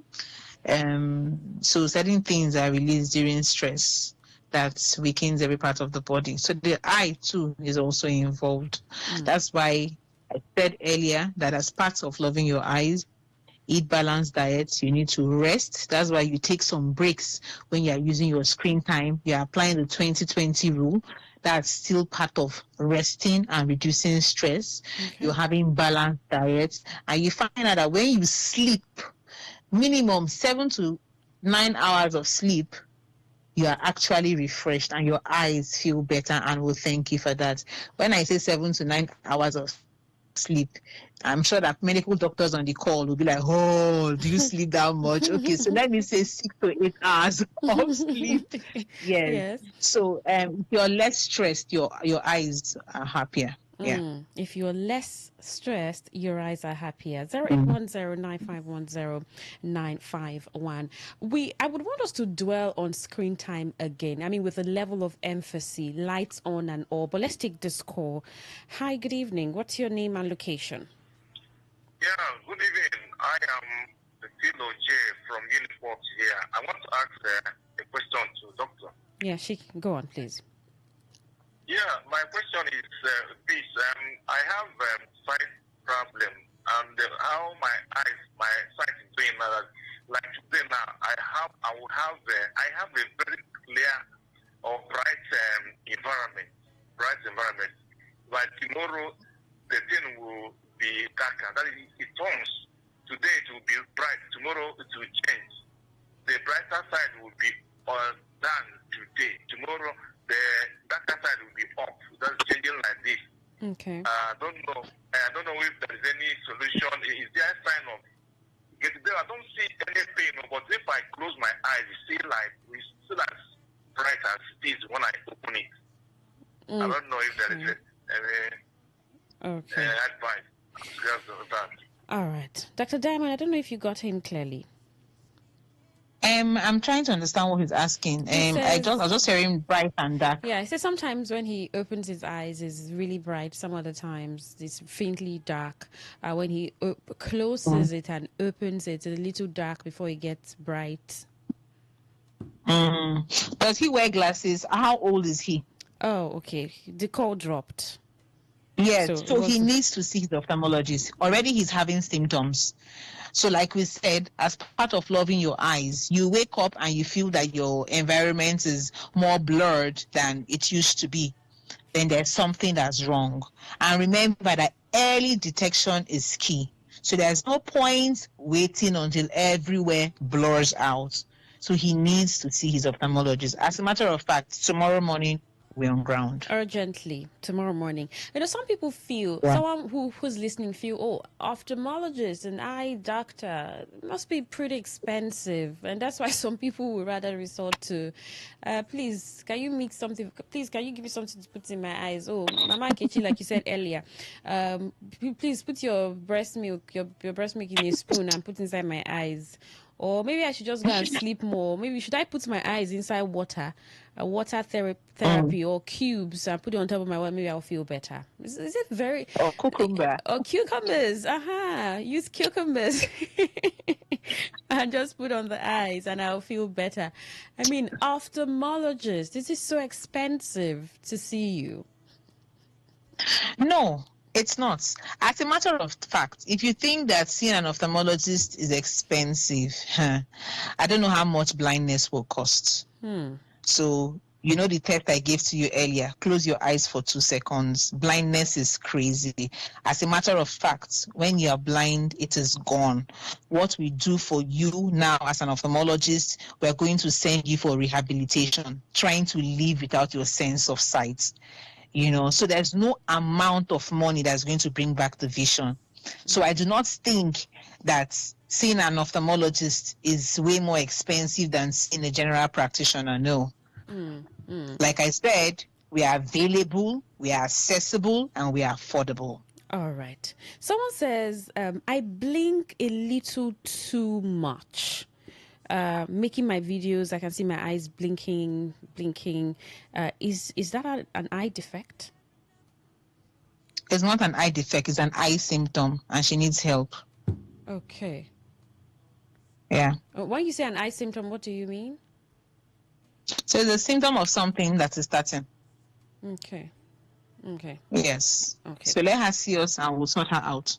All right. Okay, so let's go back to screen time again, because it's that age where people spend, hours on their phones, either scrolling through on social media. You have people who are doing remote jobs, who are literally sometimes even awake at night and working. So they're on their system. You have people who argue, should we sleep with the lights on or the lights off? Should it be a darker light or brighter light? And all of that, especially screen time. I wanted to lay an emphasis on that again, because you said, you need to look away for some minutes after you've been on your screen for too long, right? How can people really protect themselves from their screens, whether television, phones, or laptops, and all of that?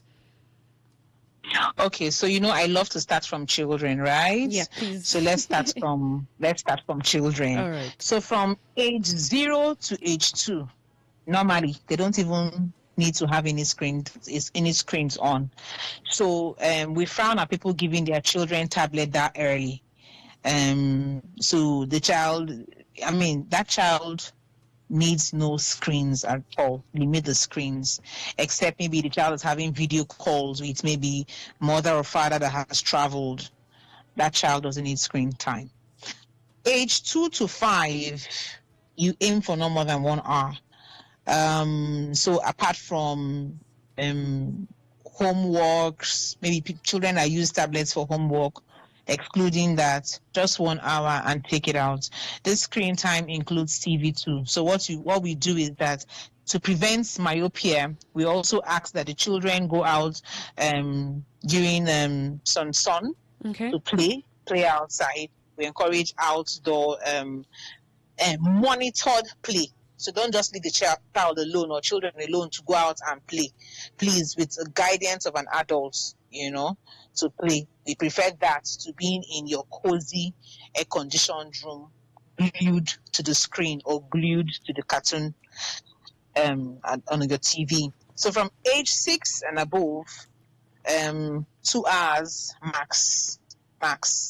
So that's for it. Now, for the adults that is glued to the screen, maybe you have deadlines and other things, then you do the 20-20-20 rule. So when you've looked at the screen for 20 minutes, you take a 20-second break and you look 20 feet away. You're looking very far. You're looking 20 feet away. Yes, so you're resting the eyes, you're preventing stress, you're preventing eye strain too. Then you continue. Remember that whilst you're also looking at your screen, you're blinking, you're remembering to blink.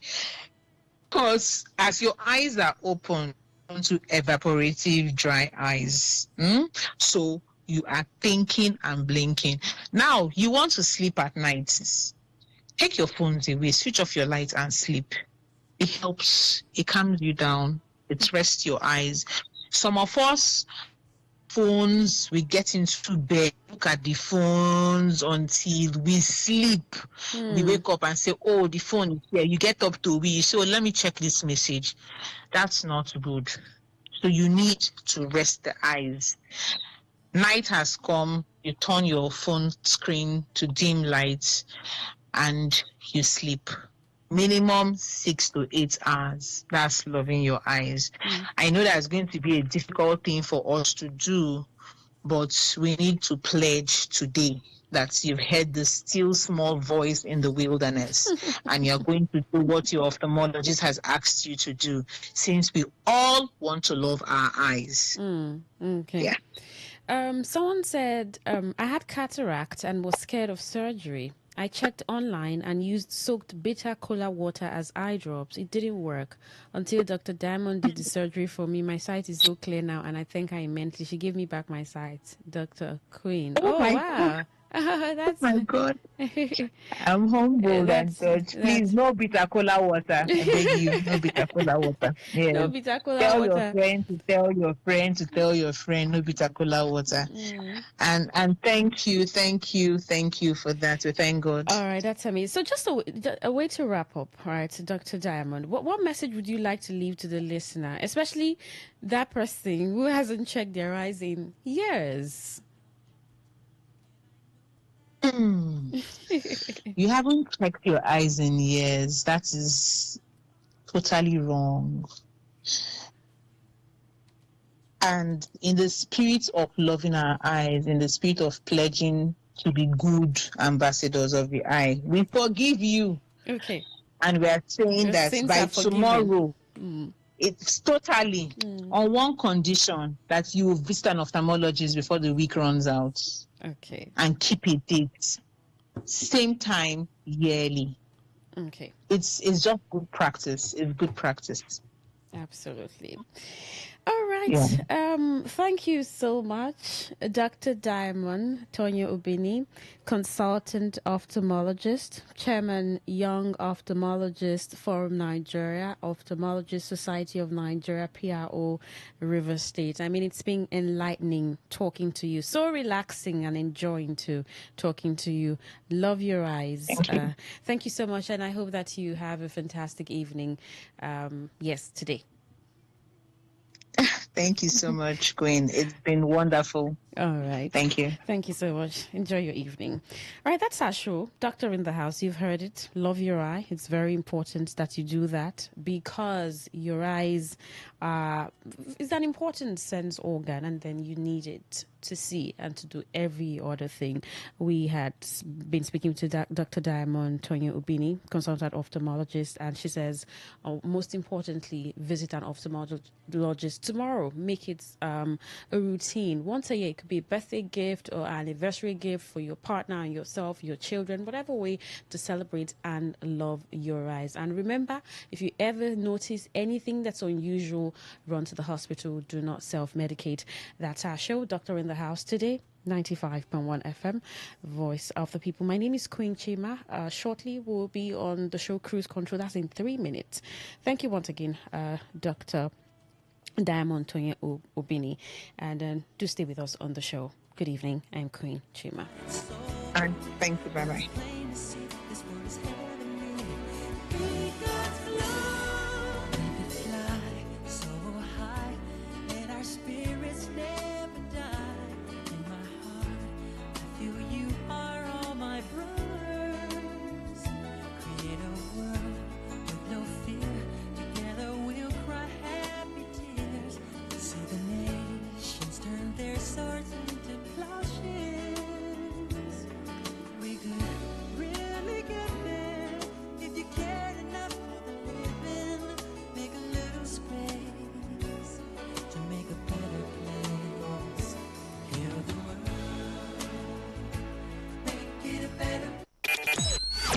Talk radio. I listen to a lot of talk radio. 95.1 FM.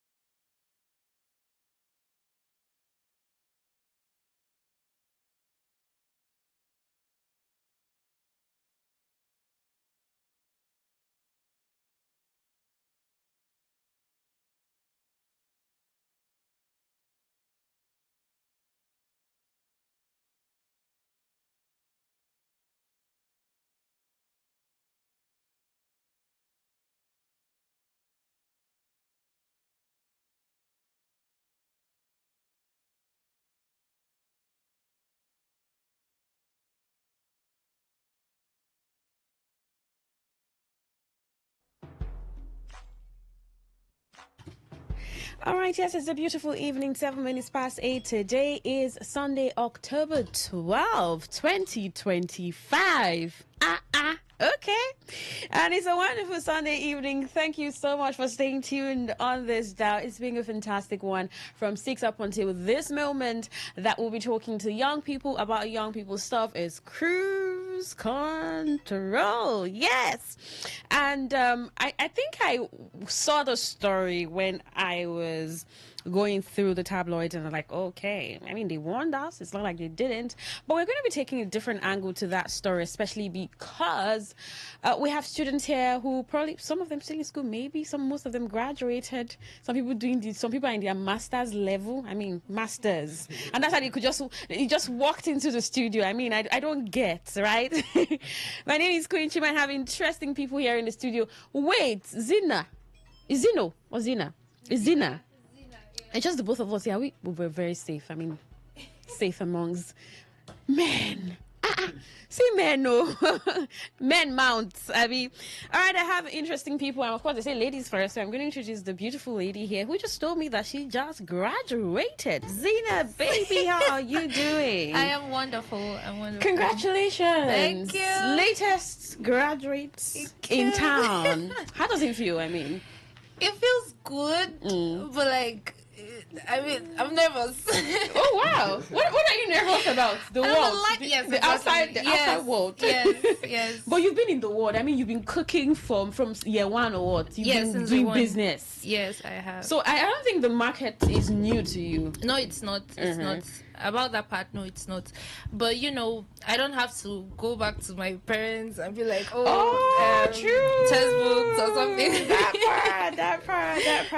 All right, congratulations. Thank you. Of course, we have Brandon of Brandon's TV. Hi guys. Good to have you here. Yeah, vibes from Brandon TV. I feel good to be here. It's good to have you. Yeah. And we have Uzi, the very bad guy. Uzi, the very bad guy. You just bring down my energy. I want to take it down. Bad guy. There was a kind of energy I wanted to enter with, but just brought it down. Why would you say bad guy? You're a bad guy. No. So Everyone prove to me that you're good. I should prove to you that I'm good, right? Okay, something's going to happen, right? We should be placed in a room for a closet for 24 hours. If I touch you, then I'm a bad guy. But if I don't, I'm a good guy. What's that one? Prove to me that you're a good guy. Leave that placing. I should prove to you here. Okay. You're going to stand up. Zina, it has to be money, right? Exactly. I mean, that's why you give me. Okay, there's no problem about that. What I'm going to do is that I want you to send me your account details via email on written letters. I don't have your email address. I'm going to call it for you. That is no problem. So I just said, it has to be email. I can't send it to your phone number. Did you see me with your phone? I mean, everyone's waiting. Did you see me with your phone? Thank you. So he's a bad guy. Let me tell you something about ladies, right? Ladies don't like guys that are too good though. Okay, you say a good guy won't stress you. Ladies love men that will stress them a lot. In fact, if you appear good, ladies don't even like you. Let me tell you something, right, Queen?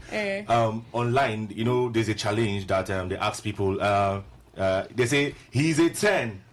He's a 10, but he can do this one. Yeah. Ladies will walk out and they asked the question. They said he's a 10, but he likes church. All the girls walked out. He's a 10, but he smokes a lot. They stood there. Oh, whoa. He's a 10, and he's a bad guy. Like he balls every time. They stood there. Hey. He's a 10 and he's a cheat. They stood there. Jeez, where did you see that? What those girls? Who are they? No, that was online though. It was online though. So ladies love them back. So my name is Uzi, the good guy. The good guy if I leave it on planet Earth. Hey. The man, the voice on the microphone. Once the person tells you he's good, be scared of him. No worry, I'm here. Once he tells you he's good, it's good to have you on the show, Uzi, the good How guy. How you doing, Queen? It's been a while. I mean, you ran away and it's fine. I mean, it's fine. If I ran away, you left me alone. You see the problem. You left me here. She said I left her alone. We have Big J. We stay close by. Just come around. Okay. We have Big J in the studio. Big J, how are you doing? Hey, Queen, how you doing? I'm fine. I missed you. It's just been a week. Kind of. With your female voice, I've missed you. It's just been a week. Did you miss me that much? Has it been a week? Yes, now we saw last week Sunday. Are you Sunday, sure? a week, exactly a week. Oh, Are you sure you're missing out? Somebody don't want to tell us. Just say yes, and let us help you. Why did you not bring egusi soup today? He said he makes the best egusi soup in the world. Really? And today I learned that egusi soup has a lot of protein. That was all you had in mind, telling her that you miss her. But you want to use egusi soup to get queen. Yeah, people are using better. You're using soup, egusi. Sit down. It's good to have you, Big J. It's good to have Thank you very much. Thank you very much. Okay, we have the new kid, but not a kid though, but I mean, new artist, new kid, new guy in the block, and that's Zord. It's good to have you, Zord. Yeah, that's someone be here to be me singer. Zord. Yeah. Zord, your name is beautiful. What is that English or Greek? It sounds Greek. It's English though. Okay. Yeah, it's English. So it's like a combination of names or just like English Zord. Zord is just an English I mean, the name language, commands like Zord. Yeah. Uzi, use your voice now. Zord. Zord. That's a great name. It's good to have you.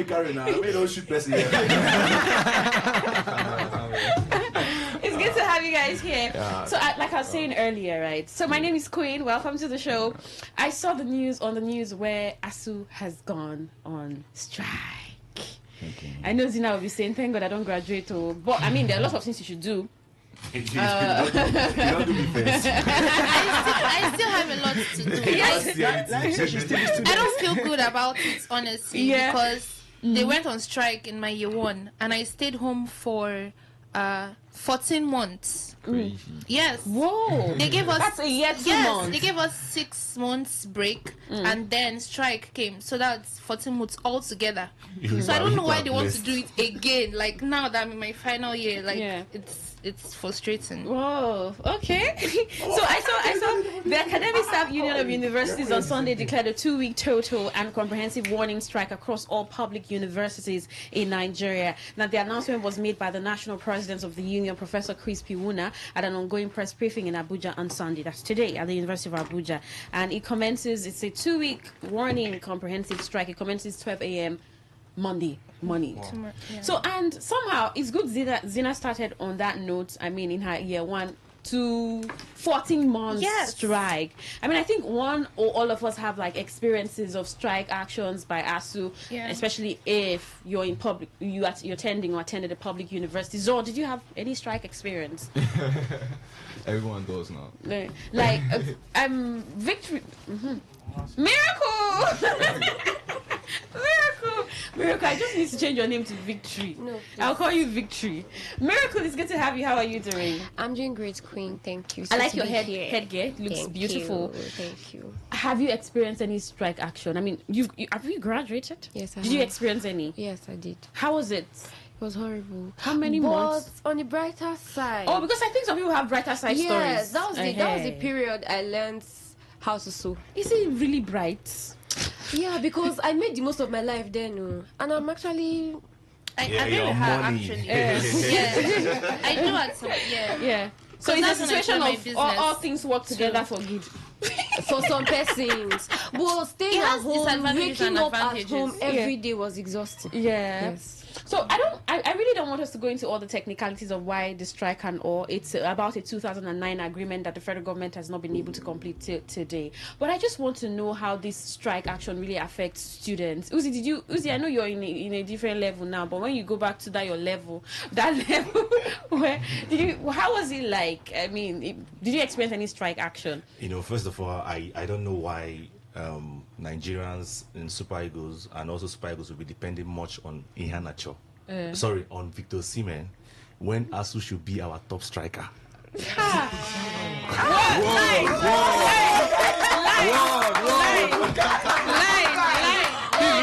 has proved why he's a good guy. I think I'm convinced. I think I'm convinced. Too nice for me and you. all right. So, right from my 100 level, then in 2016, is something that it became part of me though, because it got to a point where we're like, okay, whenever it comes, no problem. You know what? Go chest down. In my 100 level, I experienced strike. My 200 level, I experienced. I think the only time I didn't experience it was my 300 level. In my final year, I also experienced strike. So it was just coming and coming and coming. Now, I want to say that it was not something cool actually, because some of the plans that you had, like, you know, when I wanted to enter the university, I said, okay, 2016, I'm into the university. You had your calculation. You know, I mean, yeah. 2023, I'm done. You know, 2022, I should be almost done with my master's degree and everything. But this 2025, I'm doing my master's now. I know they sweet me at all. But let me tell you, it's not something about. It doesn't have anything to do with you know. Finish the school fast. Yeah. Because I know there are so many persons that went to, there's one university called Ignacio Nigeria University of Education. I saw what you did there. I didn't do anything. I saw what you did there. I saw go ahead. No, go ahead. How come you see your eye to see what I'm saying? So many of my colleagues then that went to that university, and also Rivers State University, right? Yeah. They graduated before me. You understand? They are so happy. And you got into school at the same time. Go to school at the same time. Yeah. You understand? Some of them, I was into school before them. There was even one of them. Her name is Victory. She entered the university. But not this miracle. Oh. No, that is. So she entered into the university when I was going to my 300 level. Yeah. And she signed out before me. Whoa. That was how bad the thing is. She signed out before me. And it was not funny at all. You understand? But I really think that the federal government should do something about it, and also the students too, right? Yeah. They should also try to support ASU. I don't want to say support the federal government, because if you don't know anything about that agreement they had in 2009, right? Yeah. You just want to, what is the problem now? The federal government, not your employer and everything. You know, there are so many technicalities that you said we shouldn't go into, right? But I think we should stand in a particular ground that we feel is going to be of benefit to the student, because when you go into our tertiary institutions, you see so many things are really, really dilapidated. Yeah. Go to our hostels. You see how it is, our labs, you see how it is. So you have so many things that ASU is fighting for. I know so many persons that are there are also for their selfish interest, because when these money come into the universities, right, it goes to the pockets of some individuals in quotes, right? Because I know every university have internally generated revenue, but you see that federal government is still paying these lecturers. So what is the money coming from the university? What are you using it for? You understand? But I think it's high time the students also. I think it's not everything that is cruise in this country, because it's got to the point where you see serious things going on, and you see youth, especially Gen Zs, we use it for cruise, and we are dying. I think some people will be celebrating, actually don't do us. I beg, make my go house, you understand? Yeah, and it's not something worth celebrating. They don't even want to go home, they'll still hang around this place. Yeah. You understand? You hang around, this is time to visit your boyfriends, give him the accurate time he needs, especially for those of them that are in the medical science, they're not giving him much attention. You sound like those times that you visited your girlfriend, or your girlfriend visited you. No, I visited my mom. Okay, you visited your mom. I visited my mom. I needed to visit my mom. Okay, you understand? Okay. But it got to a point, I needed to go and see somebody. Not the girl, though. Okay, but somebody. Yeah, I needed to go and see somebody, you understand? So, I just think that it is Alpha. Who's the good guys talking? I'm joking though. So I just feel that that's come to a point where students should be taken seriously. Yes, we should take this seriously, and let us have a ground. This for us. If you ask me, it is for us. All right. Brandon, did you experience any strike action? Well, yes, I experienced strike. First year, second year? I experienced it my first year and my second year in the university. I'm done with school now, though. So I think this strike thing, let me tell you what it did to me personally, because it had a disruption in my academics. When you enter into the university, that feel... Excitement. No, not just excitement. I mean, that passion to want to study your course, to want to connect with your course mates, to want to go for night class, to study. Once there is that break, I think after each ASU strike, I came back. My passion had died down to some extent. Yes, it affected me negatively. Even though I wished to just enjoy the break from academic stress. As a Gen Z, I wish to just take a break and rest more, sleep better, do some other things. But each time I come back, the pause is distracting. The pause was distracting. It's distracting. No, he said when he was now. I'm no longer a Gen Z now. But then it's like, I mean, like, Gen Z has. You know, for the Okay. Once said Gen Z, so Gen Z. Okay, fine. But the main point here is that it affected me. It's that break in transmission. Break in transmission. How about you, Victory? Did you experience any strike action? Yes, I did. Yes, you did with what? Year 2, I did though. Year 2. Yeah. God, it was really annoying. It was really annoying. How do you remember the months, or was it a year or months? It was up to a year. Jeez. Yeah, it was up to a year. I think we had said that was almost paired with our the incoming year 1 set. Then Almost paired. okay, we were paired, but they did it like A and B. I think year 2 A and B stuff, so because the break was like really, really long. Yeah. And it was terrible. So what did you do with the break?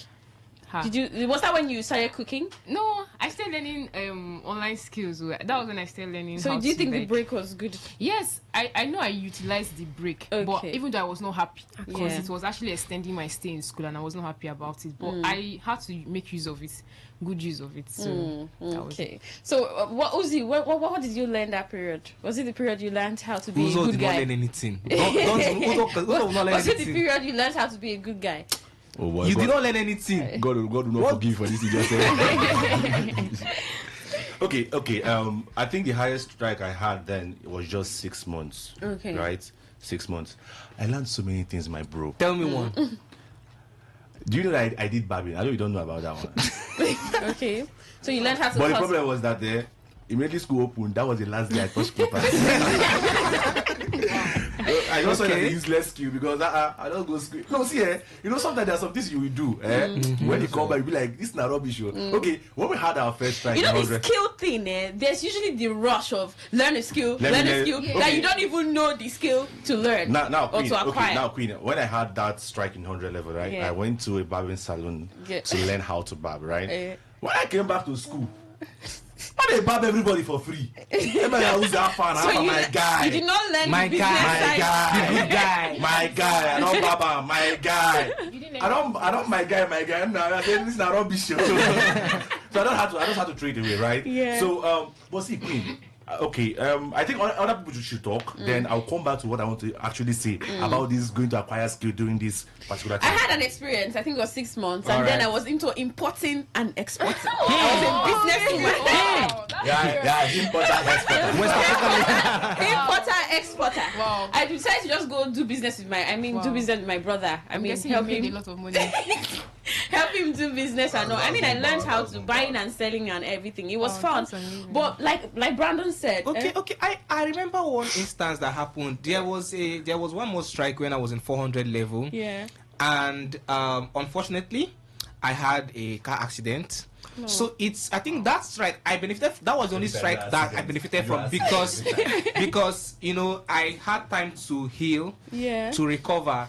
And then go back to school. And then come back to school. So by the time the strike was called off, I was fully recovered and ready to come back. So that was the only benefit. I think, yeah. Do you think was that a benefit? For me personally, if that accident happened when school was in session, you would not have been able to attend classes. Yeah, that's true. Yeah. So in this school, but don't get accident. That's the way to see it too, right? So by tomorrow we'll see that the schools are just activities are not going on the way they're supposed to, and people are just maybe going around trying to go back home and all. It's for some people it's a sad situation for the education sector that this strike, according to Uzi, says ASU strikes better. That ASU should be on the pitch. Our best striker. It should be our best striker. So it's really a tough situation, but it's an opportunity that a lot of Nigerian students used to just engage themselves in other things. But this skill thing that people do, learning a skill, 6 months. Do you really acquire a skill in 6 months or even a year? Do you truly acquire a skill? Depending on the skill. Well, I think it depends solely on the kind of skill you want to acquire. Because you went to learn how to buy, and you don't learn the business side of it. I just go and doing free work. You're doing free. Those guys, God will not forgive them. No, it's true that God will forgive you. How God not forgive me for doing good? Because you should have been stern to collect money. You see, I don't do good and it's up to the stern. See women. No, that's the truth now. Okay, so God will not forgive me, but I did good. No. You didn't want to do business. Maybe you were not ready. I wanted to do business, but I don't know how they did it. They just, you are not business oriented. Thank you very much. Thank you. He's not business oriented. You were the business oriented. I never could reach me. Hope you're ready for us, Brandon. Yeah. Well, we'd like to know what you think about the strike actions and how it affects students in Nigeria. If you're a young person listening and you're just hearing, updates, except anything changes in a few hours, and ASU says, we're changing our mind, but as at now, this is the information. 2 weeks comprehensive strike action from ASU. So you can send a message to 0701-9339-962. Tell us what you think about this and how it affects the education sector and then young people in Nigeria, students in Nigeria, or even call 0810-9510-951. 0810-9510-951. We're almost getting to the next segment of the show, and Brandon is ready for it. I like that we have a full house, right? Yeah. Because it's going to be interesting. We have Zord, we have Miracle, we have Victory, we have Uzi the bad guy, we have Big J, we have Zina, we have Brandon. I remember all our names in one by one.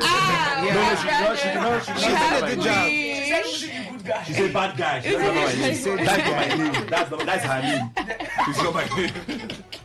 All right, Brandon, are you ready for us? So now this is the segment of the show where we get to, it's an ultimate game show. Ultimate game show. I'm just that I just heard something different. Well, let's take this call before we get there. Hey, the call dropped though. Please call again. See how excited I was to talk to you. You should be flashing us. Call, say something. Don't be flashing us. Please don't flash. I will not call back. Good evening. Your name and location.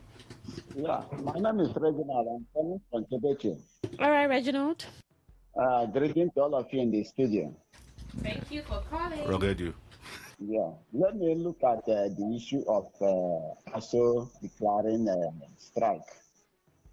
I think for me, the student union are not active. They are not proactive.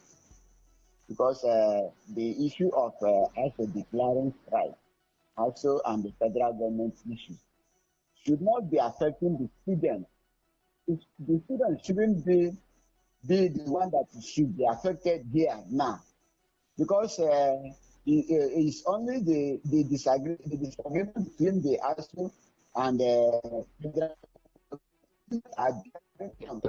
it's not supposed to. Let the union that be able to speak and then the student. So me, I'm not. When we have issues affect ASU and the federal government, the student communities will bear the brunt. It's unfair. Thank you very much. All right, thank you. This message says, good evening, Queen and the guys. Queen, you're giving me small Bar 95 vibes tonight. Maybe it's because the Bar 95 corporate is here. As for the strike, nothing go wrong. We move. As for the both bodies, I think they should balance each other. I beg you go affect who know plant their ways. Okunle the S-Tech. Okunle the Tech Esquire. Brandon, are you ready for us? Yeah, I'm ready. Give them Bar 95. I don't say Bar 95. Yeah. Are you ready for us? All right, so we have the ultimate game show here, and we have a category of, where you could guess what we have on the list. You should speak English and break everything. Okay. All right, so... See, first of all, tell you guys don't use this Android to snap me. You see, I don't mean that too. I don't understand. Oh, wahala for Android users. So I swear, we also no wahala. Oh. Okay. All right. Are you ready? Yeah. The first category we have here. So you're open to guess what we have on the list, and if you have more points, you go home with a gift. What be the gift? What be the gift? I'm not giving away any gift. All right. So the first category we have here, we have top 10 most popular cities in the world. Okay. So I have a list and top 10 most so you're just popular randomly cities in the world. Okay, yes. New York. New York is number 1 on the list. California is not on the list. Well, I don't think Uzi should participate. Yeah. Why? Why should he not participate? Step outside. All right. Let's go. Okay. Top 10 most popular cities in the world. Okay. Okay. We went there, John. Yeah, sure. Yeah, please. Yeah, California. California is not on the top 10. Istanbul. Really?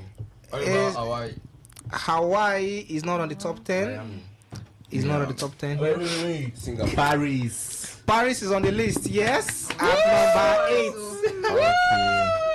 Okay. He's taking the gift home today. So it's open. It's Dubai. open.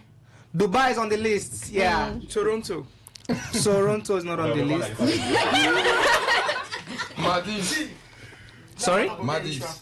Maldives is not on the top 10. Hong Kong is on the list. Yeah, Hong Kong is on the list. Wait, actually, he's not looking at your list. No. Okay, so Okay. four. We've mentioned Four. Yeah, we've mentioned So we have four. 6 to go. Yeah. It's Beijing then. Beijing is on the list. Yes. London is on the list. Popular cities in the world. So let's go. There's one in Africa. Lagos. Cape Town. If I'm to surprise you, Lagos is number 10 on the list. Lagos is number 10 on the list. You can see we are doing well. Rest now. Okay. We have Cairo, the capital of Egypt, is on the list. Seoul. Not on the list. Tokyo. Tokyo is on the list. Nice. How about the capital of Spain? Paris. Madrid. Madrid is on the list. I don't want to say Madrid here. Maldives. He said Maldives. You say Maldives. Okay, now there's one more left. It ends with city. Is a city. Manchester City. Nah. It ends with city. Yeah. It ends with city. Hello City. Okay, we have Mexico City. Yeah. So can you run through? So let me run through the top 10. I said Mexico. Did you say Mexico? Yeah, no, you didn't. Okay. You I'm didn't. wondering why California is not part of the top 10 I city. didn't hear Mexico. Okay. So I'll run through the top 10 most popular cities in the world. We have New York, we have Beijing, we have Los Angeles, we have Cairo, we have Tokyo, we have London, we have Hong Kong, we have Paris, we have Mexico City, we have Madrid, we have Dubai, and we have Lagos. Lagos. The one I'm seeing there. Which one? Urumokoro. Lagos. Wow. Okay, yeah, we're moving into the next category, and we have top 10 most popular foods in the world. Not Nigeria this time. Yeah, so in the Top world. 10 most popular foods in the world. Shawarma. In the world. Rice is number 1 on the list. It has to be. Rice is the most eaten food in the world. Yes, it is. Pasta. Pasta is number 3 on the list. Is shawarma there? No, in the world. Why is Zina go follow for this? Zina is a chef. Zina is a chef. Hamburger there. Hamburger is on the list on number 6 on the list. Hamburgers. Is cake part of it? Cake is on the list at number 10. Yes. Whoa. Cake. Is Many people love cake. Cake is food now. No, not in the world. In the world. It's not on the top 10. It's not on the top 10. Chicken is on the list. Fried chicken is on the list at number 6. Chips is not on the list at top 10. Yeah. Yeah, chicken and chips. Wait. What is it? This is not attend New Year festival. Potato. I know Chinese. Potato is on the list. Whoa. Fish. Potato. Is there cassava there? Eggs. Okay, we have tacos on the list. Fish. We also have sushi. Sushi is on the list. There is one that we have on the list here that you guys are not mentioning that we all love. Is always in the Bible. Oh no, should bread,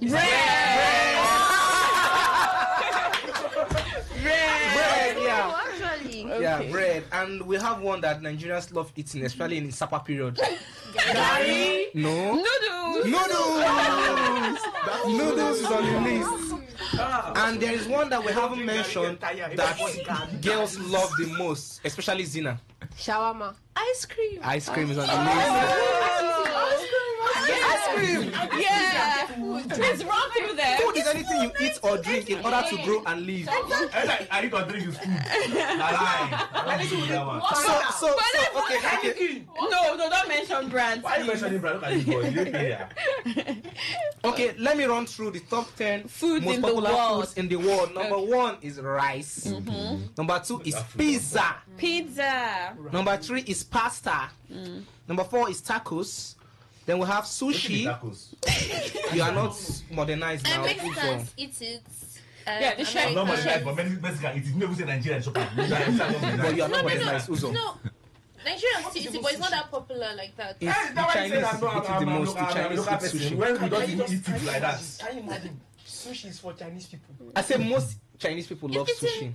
But we eat Chinese. You know, it's not raw fish. We eat Chinese. It's not raw fish. They don't do raw fish. Keep it one side. Do sauce. The one where you will use a fork, chook raw fish. Put that Okay. And we have hamburgers is number 6 on the list. We have fried chicken. We have noodles. We have ice cream. We have bread. And there's one that we haven't mentioned. Minara. Soup. Oh, soup. Yeah. Soup. So because of this, I'm hearing some little buzz.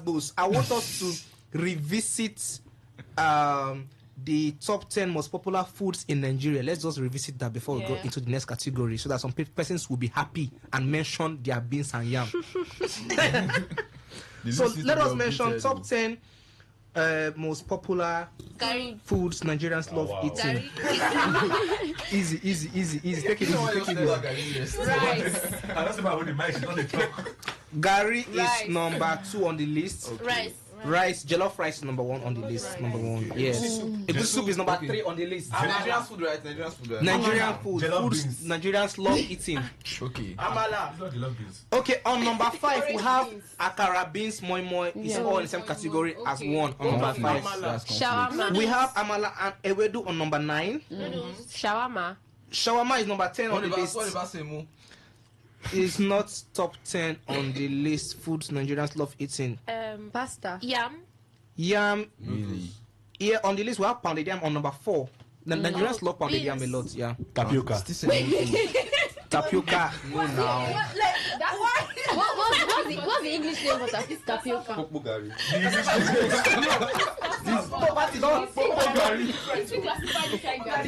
The English name for tapioca is cassava picot. But the botanical name for cassava is Maniho esculenta. No one concern you. I was a very good agri student in my days. Gotta go find work. Gotta go to the market, go buy.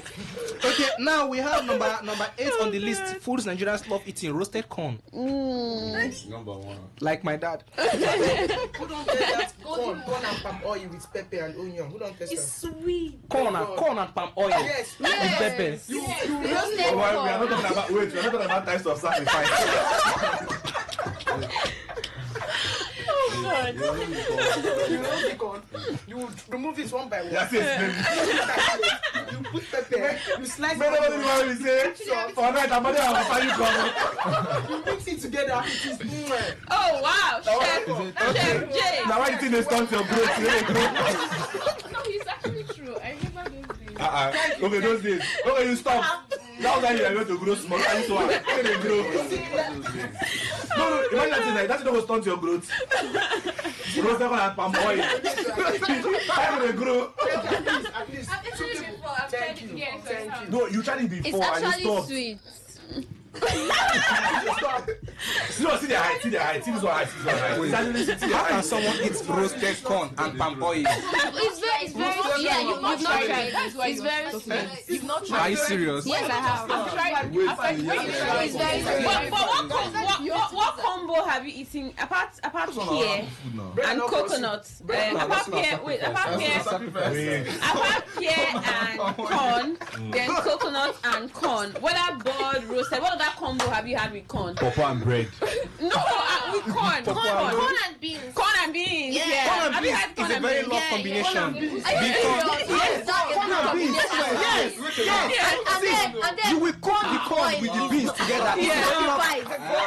It's lovely. With fish. So when I say I would always like that. This is when they say corn and people that attack. If I don't want to pursue me from here. I don't talk again. Yes, I've had corn and beans before. Corn and jollof rice. Yes, man. Like roasted or boiled corn. I agree. Corn and Jollof corn and jollof rice. Who has tried corn and bread? That means Gary and used to be Gary and beans. Yes, normally now. Yeah, I hear that some part of ogoni. Yes. They will make gari, boil beans, put oil, prepare the beans, and it's pour raw gari on top of no, not raw gari. Make gari. They will use eba. They will mold eba and use beans as a soup. Some part of ogoni. Yeah, that is why Ogoni have the tallest people.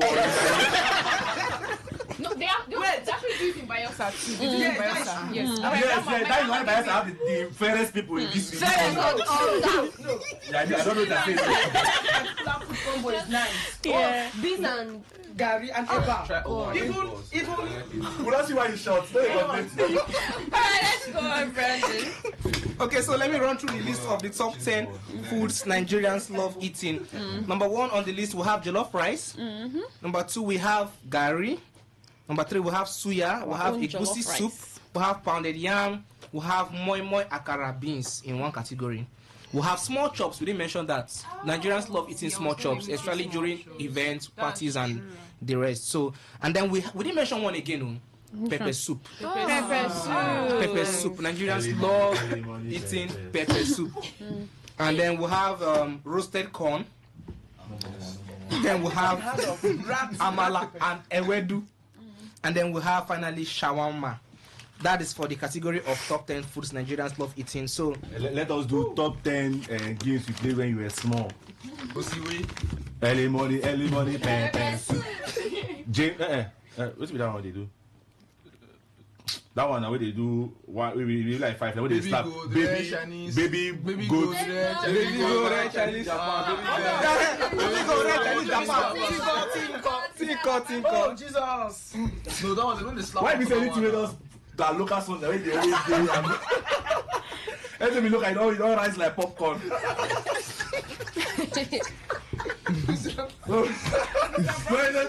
Come on. We want to say something. What about? How you manage this guy?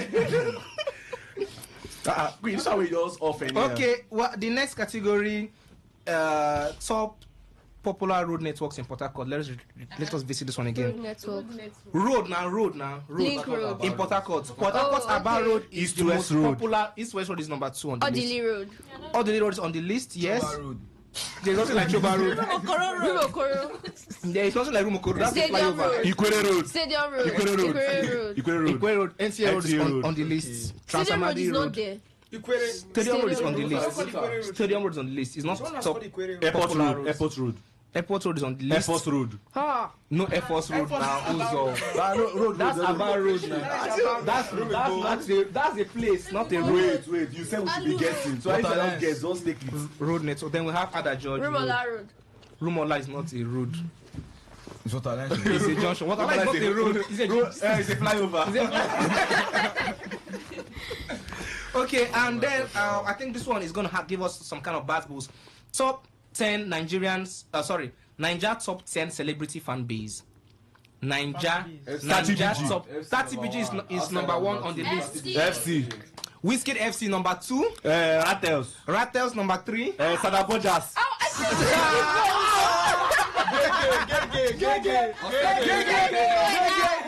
Gege is on the list. The outsider, that's the Burna Boy fans. Are you an outsider? Yeah, strong. You're an outsider. I'm an outsider. You're an outsider. I'm an outsider. I call outsiders. Let me give you fun fact. You don't see a dull outsider. We are intelligent people. Wow.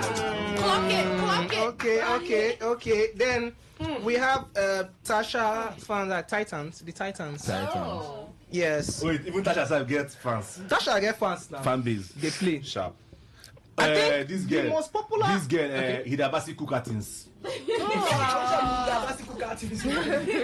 Wait. Gege. Okay, now on the list we have Davido 30BG, Wizkid FC, Rattle Gang, and the fourth is coming in as gay students. Gay students. And then we have Naira Marley, the Malians. I don't know Malians. I don't think that's why they've been disbanded. Like Honestly, I like Cryptomanians. Charlie Poppy, Plutomanians on the list. And then we have this guy. If Charlie Poppy is Plutomanians, then Odumodu narcotics too. Okay, then we have Messi, AK, the mercenaries. I don't know. Mercenaries. Yeah, the mercenaries. Then we have Fina. Okay. The Finaries. The Financians. Then we have Erica, the Elites. And finally on the list we have Bobrisky. The Bobs, the Gabriels. The Gabriels. All right. Before we move to the next category, about ASU, this person says, much as ASU needs to give, ASU needs give. Giving appropriate in terms of good welfare packages, salary. However, the association should, as a matter of urgency, deal with their colleagues who are recruited to write fake results as returning officers for those who are dealing with them from Kanu. And this person says, Queen, I doubt if I would have graduated without these periodic strikes. During my undergraduate days, these strikes came when I was at my low and I needed a break. More strike to you, man. Though there is a part of the delay in the graduation, but I put good use to them. Oh, okay. I mean, some things benefit some people. I have something to tell her.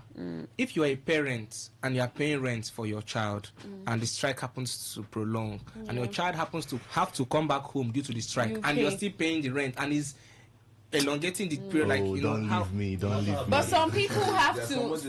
Maybe for this person, it's a touching situation. I mean, he or she has to work, earn money to come back to school, and that period just gives them that opportunity to do that.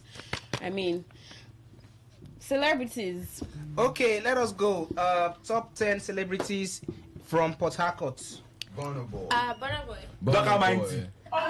Yes. Ajabo. Sky B is not the top 10 celebrities from Port Harcourt. Sky B cannot. If like you will catch you. It's okay. If like you will I catch still you. love her. She still love me. This not even you know this song. Okay, Vikoka is on the top 10. Yes. Charlie is on the list. Omale is on the list. He says Wizard Chan. Wizard Chan is not on the top 10. Wakonzi is not on the top 10. Charlie Deep. Nah. How about Burna Boy? I said the outsiders. He said Burna Boy. Okay. He said Burna Boy. Okay. There's Dr. Mighty. There's Burna Boy. There's Omale. There's Sabinus. Surely we should have Sabinus on the list. He's a popular celebrity. Vicento. There's a Dokan. There's a Mighty. We have Messi Chinwo on the list. How about Sasha, one of the most popular Facebook and He said yes on weekend. He's popular. Tasha. Yes on weekend. Is he a celebrity or a politician? A politician. A celebrity. Okay, well. I am proudly Ezomike's fan. I'm his fan. But he's a politician. So you are his fan. Idabasi is a cook. She has fans. Okay. Yeah, okay. Understand. So both politics. Idabasi fans like the people that you're hungry people like this. Hello. No vest. Hello. Thank you. I see you will not eat that food. I see you not eat that food. I would have. Who do you eat plate? All right. You want to hold the plate. Okay, we have one more. Are you done with the We have one more person we haven't mentioned on the top 10 celebrities from Port Harcourt. Mark Angel. Okay. Mark Angel is let us not forget him, yes. And we have Sam Dede, we have Hilda Dokubo. Who is that? Hilda Dokubo. Lady Hilda Dokubo. She's an actress. Which one who is that? Hilda Dokubo, say who is that? But you know Portable. And you know 5 naira and 10 naira. So you know 5 naira and 10 naira. You even know Bella. Some of them just married. Not true, Chevy. All right. So who won? Who won? I mean, the person that answered the most. I am very sad to announce, with tears in my eyes, I announce that it is Uzo. Uzi the bad guy. Uzi the good guy. Congratulations. Brandon, where's my gift? Wait. No. Brandon, is this one of the pass? Is this one of the pass? No, he says he will give. I believe. I believe Brandon. I'll give you something. Okay, I'll be saying that you will follow go. Before we wrap up, Zord, what's your week going to be like? Your week. What's it going to be like? Okay, it's all about dropping new shit, like okay. sound. No, you don't use the S, this word there. Okay, drop a new sound. Yeah, new sound. Okay. So you have like sounds to drop this week already. Dropping or recording? I'm recorded it already, so I'm just here to release Shout. it. Oh wow. We are for you. Great. How about you, Miracle? What's your week? What are we up to this week? Work. Come to the studio. Work. Work. Go home. If I have clothes to sew, deadlines to meet up. Which of the studio? Yeah. This studio. No, I just want to know now. You have types of studio. How about you, Victory? What's up for the week? As usual, work, planning, and executing the plans that I've already laid out for this. Congratulations on your event. Thank By you the way, it so was a much. success. Thank you so Godly much. Women in Tech, and it was amazing, beautiful conversation. Thank you so much, ma'am. Congratulations. It was amazing. You can listen to the recording on X. You will. Uzi, what's your week going to be like? There's one guy I've been chasing since I don't get a number. If I don't get a number, I'll your go week for is the fulfilled. Yes, those are number. Wow. Okay, I wish you the best. You too. I wish you the best. How am I supposed to help you? How about you, Zina? What's your week? I'll be cooking, because I'm done with school now. So I have cooking. I wish they could carry your food. You invite us come out soon. Patronize me, help a new graduate. You guys just patronize me. The only problem I have is that there's only a problem I have. I believe in eating quantity, not quality. No problem. Your food I'll to the give you quality. more. Yes, I'll give you more quantity That's than normal. No, always say if I put Gary size soup too.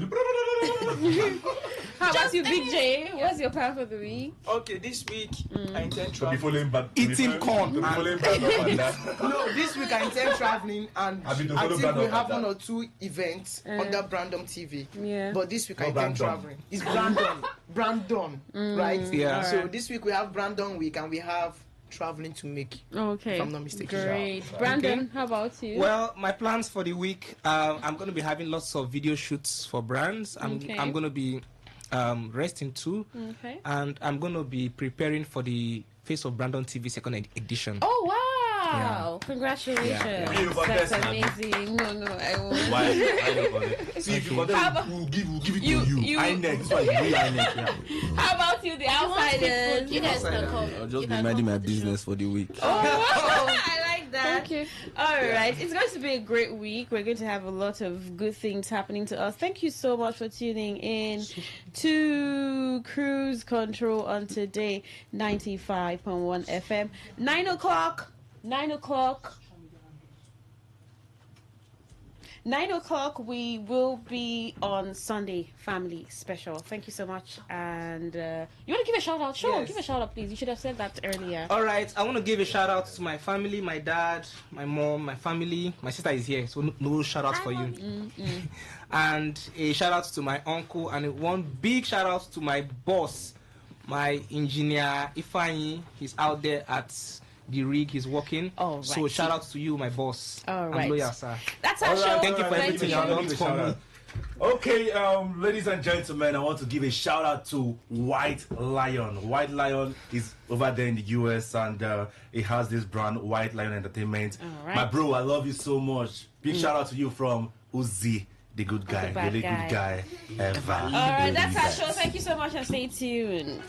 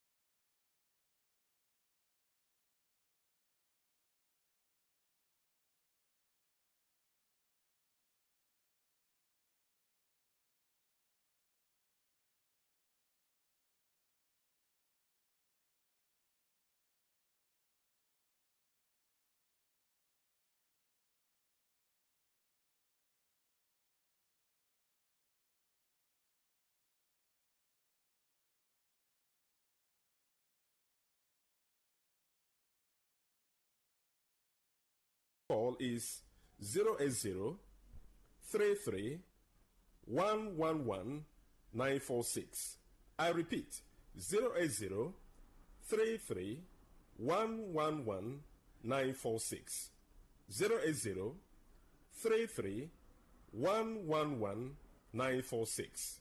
On today's edition of the program, our topic for discussion is staphylococcal infection.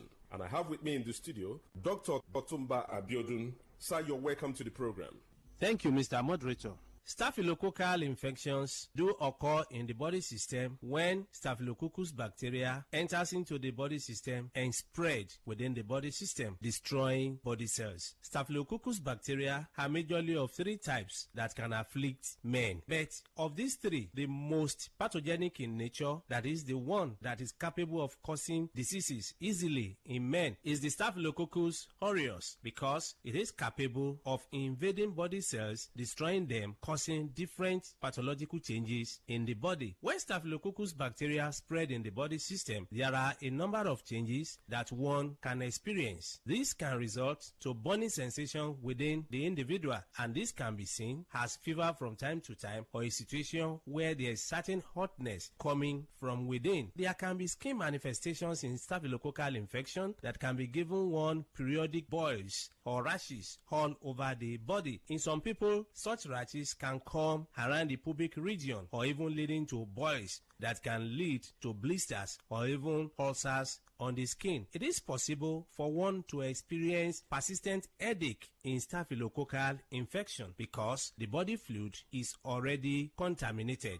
Staphylococcus, as we know, is a form of bacteria. Any bacteria that is capable of spreading in the body system can lead to reactions in the body that can further damage body tissues. And when this occurs, it is possible for one to experience joint pains in form of infective arthritis. Part of this bacteria can spread deep into the tissues of the heart, affecting the valves of the heart. And when this occurs, you discover that there can be palpitation that some will start witnessing as if they have panic attack. When this is allowed to continue in the body system, it is possible for one to start getting tired easily. There are many people, by walking from one pole to another, they get tired, or by doing just something that is not supposed to be that tasking in terms of energy consumption, they discover that it's as if they don't have enough hair where they are located. All this can be as a result of weakness of the heart resulting from infection or spread of this bacteria we're talking about. When this bacteria is able to pollute the body fluid, it is possible for one to witness mouth odor. Mouth odor is a form of changes that is called halitosis, where people will start coming up with breath coming from within that is already polluted. There is no amount of time such people wash their mouth, you discover that the breath coming out is very offensive. All this can be as a result of pollution of the body system. It is possible, if any bacteria is able to dwell so long in the body system, to contaminate the whole body fluid and even damage nerves. When nerves are damaged, there can be tiredness. Not only this, it is possible for men to suffer a lot because this can degenerate to a situation where a man is unable to stand like a real man. When a man is unable to stand like a real man, it is seen as a serious challenge because the whole family can be affected. Part of the joy of the relationship can be stolen, and this can cause different rancors in the family. A man that is unable to stand as he should can find it difficult to get arousal. The desire for opposite sex can disappear, and once that arousal is not there, that is the ignition point. It means such a man will not be able to stand like a real man. In some people, the arousal can be there, but you discover that because nerves have been damaged, the transmission from the upper center down to the power point of man, that is in between his two thighs, can be weakened. When such occurs, you discover that such a man can even get arousal or is able to stand, but the type of standing that he has is not strong enough to help him to even get into the act. In some people, they make efforts to get into the act, but you discover that they are unable to spend more than a minute or more before they are exhausted. Mind you, before a man can be be called a real man, such a man must be able to have the arousal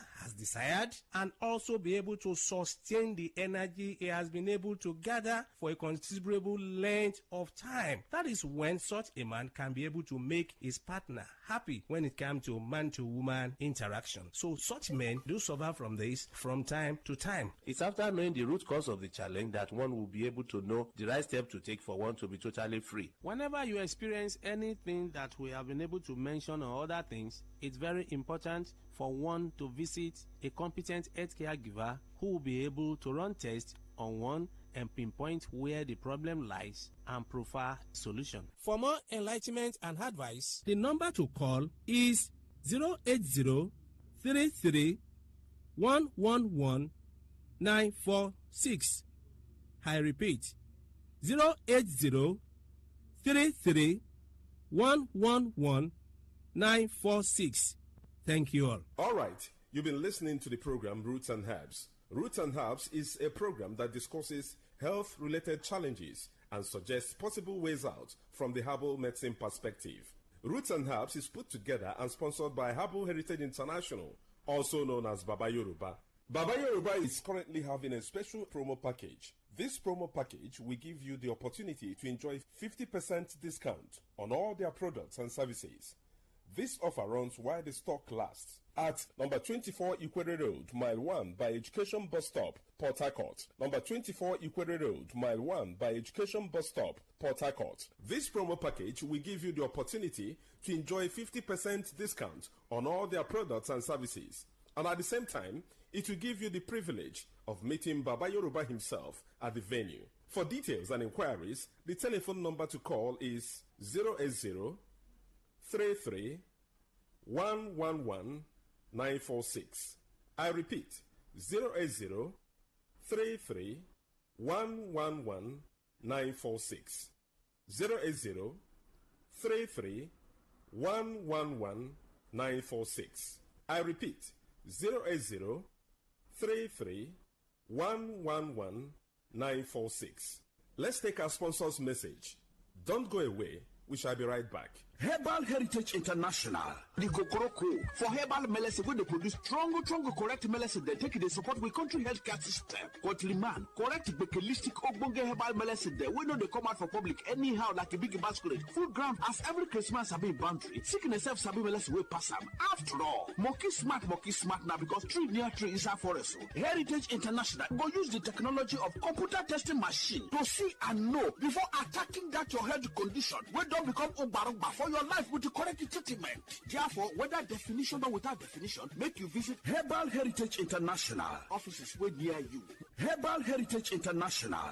Now You're welcome back to Roots and Herbs. Roots and Herbs is a program that discusses health-related challenges and suggests possible ways out from the herbal medicine perspective. Roots and Herbs is put together and sponsored by Herbal Heritage International, also known as Baba Yoruba. Baba Yoruba is currently having a special promo package. This promo package will give you the opportunity to enjoy 50% discount on all their products and services. This offer runs while the stock lasts at number 24 Equator Road, Mile 1 by Education Bus Stop, Port Harcourt. Number 24 Equator Road, Mile 1 by Education Bus Stop, Port Harcourt. This promo package will give you the opportunity to enjoy 50% discount on all their products and services. And at the same time, it will give you the privilege of meeting Baba Yoruba himself at the venue. For details and inquiries, the telephone number to call is 080 33 111 946. I repeat, 080 33 111 946. 080 33 111 946. Until we come your way again, remain blessed. And that was a paid infomercial. Talk radio. I listen to a lot of talk radio. 95.1 FM. Real talk, real life. The heart of the family. From challenges we face to the hope we see. It's Sunday Family Special with Queen, where healing begins and love grows deep. Join Queen every Sunday as we dive into the things that matter, from struggles to solutions, silence to stories, hurt to healing. Because family isn't perfect, but together we can make it better. Sunday Family Special, only on Today 95.1 FM, Voice of the People, 9 p.m. to 10 p.m. Let's talk, let's grow, let's heal together.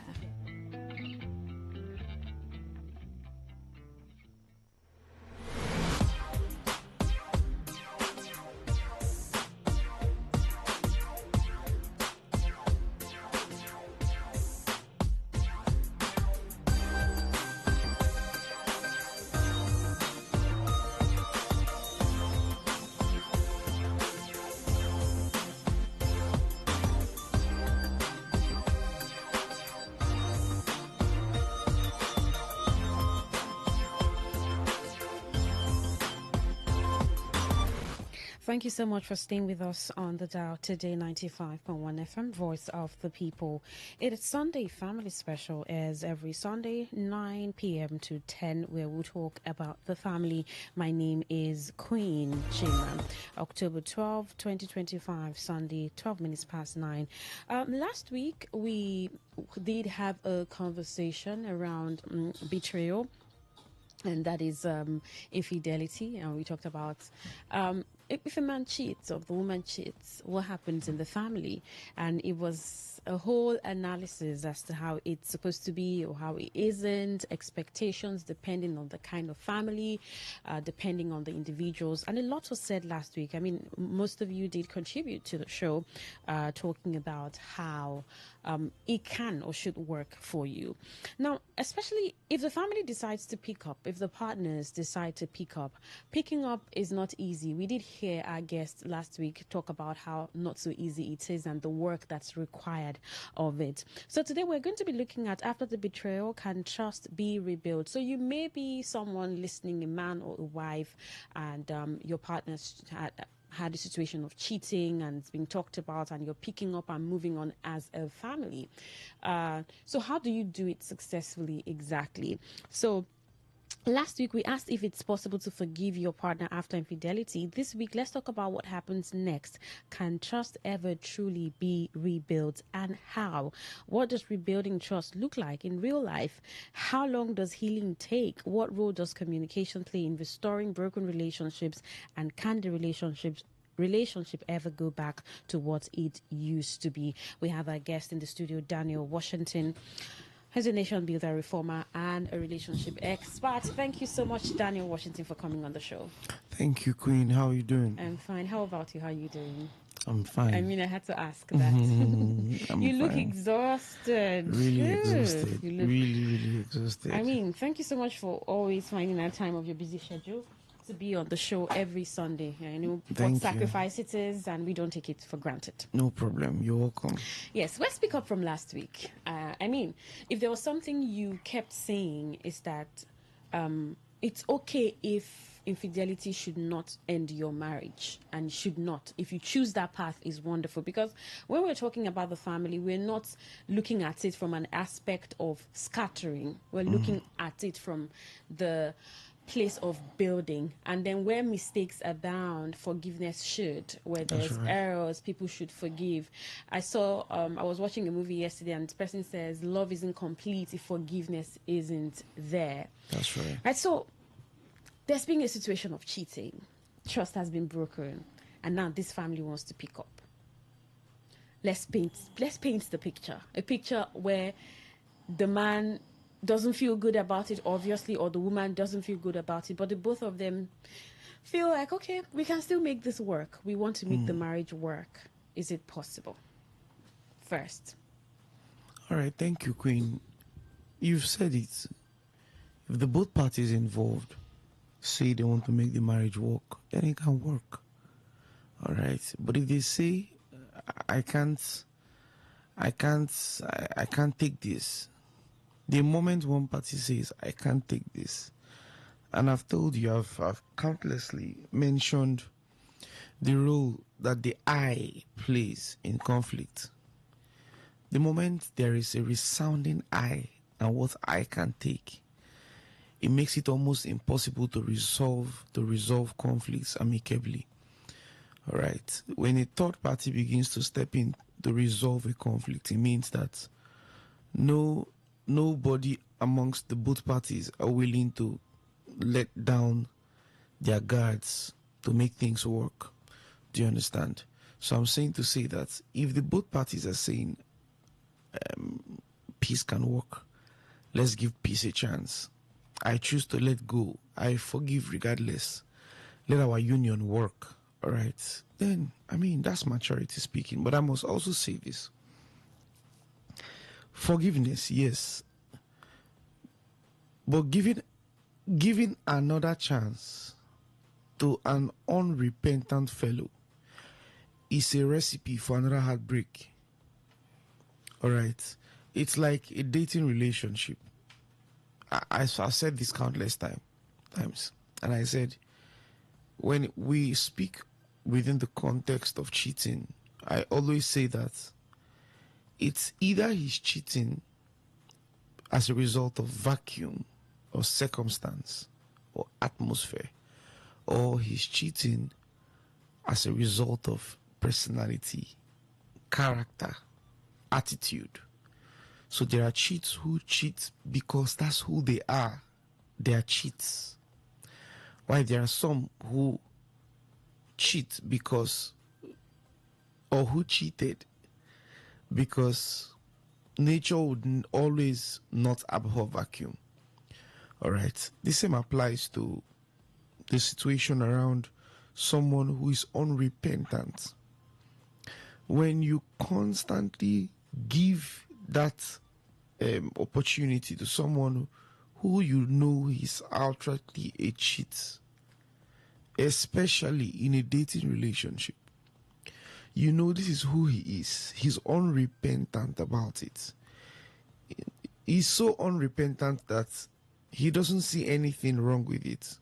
In fact, he makes a case out of it whenever he's being caught in the sin or caught by any means possible. What happened? It's for you to find a way to call off the relationship, especially in a dating relationship. So whilst we talk about love, we talk about forgiveness, the corresponding action should be a posture of repentance. Repentance is not a religious word. Repentance is a posture that connotes acknowledgement of what you did that was done and how that you are taking measures. You are putting measures in place to ensure that thing that caused a very big hitch in the relationship or marriage doesn't happen again. All right. And it's very, very important that this must be balanced. It's not enough to say, I forgive you. Yes, I forgive you. But I mean, it's my emotions we're talking about. It's my life we're talking about. It's my time. It's my investment. It's my heart. All right. So you can't afford to, they say once bitten, twice shy. Exactly. So if I'm having to give you another opportunity, it has to be that I need to see some degree of repentance and acknowledgement within you. All right. So when two mature individuals are coming together to say, we want to resolve this conflict. I really want this to end. I really want this to work regardless. It's highly commendable. It's highly commendable. And for some people, that's where a lot of work begins. Yeah. Because I saw this very funny joke where someone said to somebody, sorry. And the person says, it doesn't work like that. Pick a plate. And the person picks up a plate, say, throw it to the ground. The person say, I've thrown it. Say, is it still the same? The person say, yes, it's still the same. Say, and the person said, why? He say, yes, it's still the same because it's a plastic plate. So it's not ceramic, it didn't break. So for some people, this is where the work begins. I saw a series on YouTube. It's a Christian series. And the guy cheated second year of their marriage. She caught him and he promised never to. Well, she forgave him, but she never stopped haunting him with words of, oh, you're going to do it again. Oh, you're going to do it again. He didn't also help. He also would not give her he kept giving her the impression that he could cheat again. He would hardly pick calls in meetings. He would hardly respond to messages. So those thoughts would always come back, and she kept wanting. So for some people, this just shows how hard it is to rebuild trust when it's been broken. Let me say this: never marry who you can't forgive. So is forgiveness tied to a kind of person? Very important. Not necessarily a person. It's an attitude. It's a culture you must imbibe if you must step into that journey called marriage. Because I've always said it. You never married a perfect person. You're not going to marry a perfect person. No perfect human anywhere on earth. All right. So you must prepare to forgive. And forgive and forgive and forgive. You must constantly prepare to forgive. You see, I always Is forgiveness a process, though? Is it a journey or a destination? Forgiveness is a medicine. So it's like you take it and it cures. Forgiveness, you see, you give forgiveness, but what you don't understand is, for every time you give forgiveness, you're taking medication to be okay. The one who cannot forgive is not okay. All right? The one who cannot let go is not even okay. All right? You can forgive and still be healing. Okay. Yes. You can forgive and still be healing. And that's almost like what happened to that lady you talked about. Yeah. And the husband in question is still exhibiting attitudes that is attitude constituting triggers. All right, not taking her calls, not responding adequately to her messages. Okay, still acting suspiciously, even when he said he's sorry and he's not going to do it again. Okay, but there are still particles of traits that reflect that you are still doing what you said you're not going to do again. So this is a lady who is healing.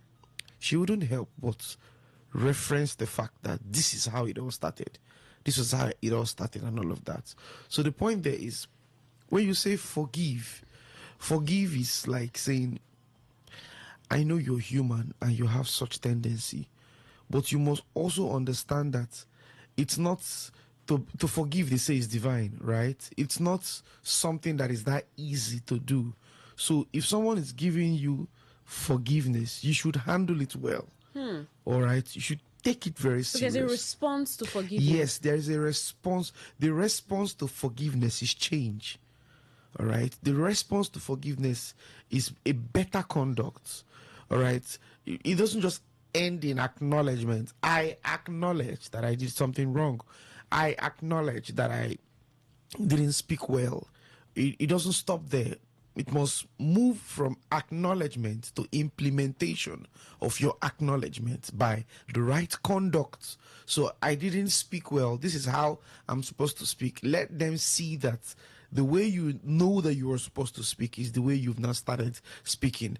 And you see, when Heraclitus said, change is in a state of constant flux, and it means that change is one concept that is constantly constant. However, change is constantly constant. We must also bear in mind that it takes time.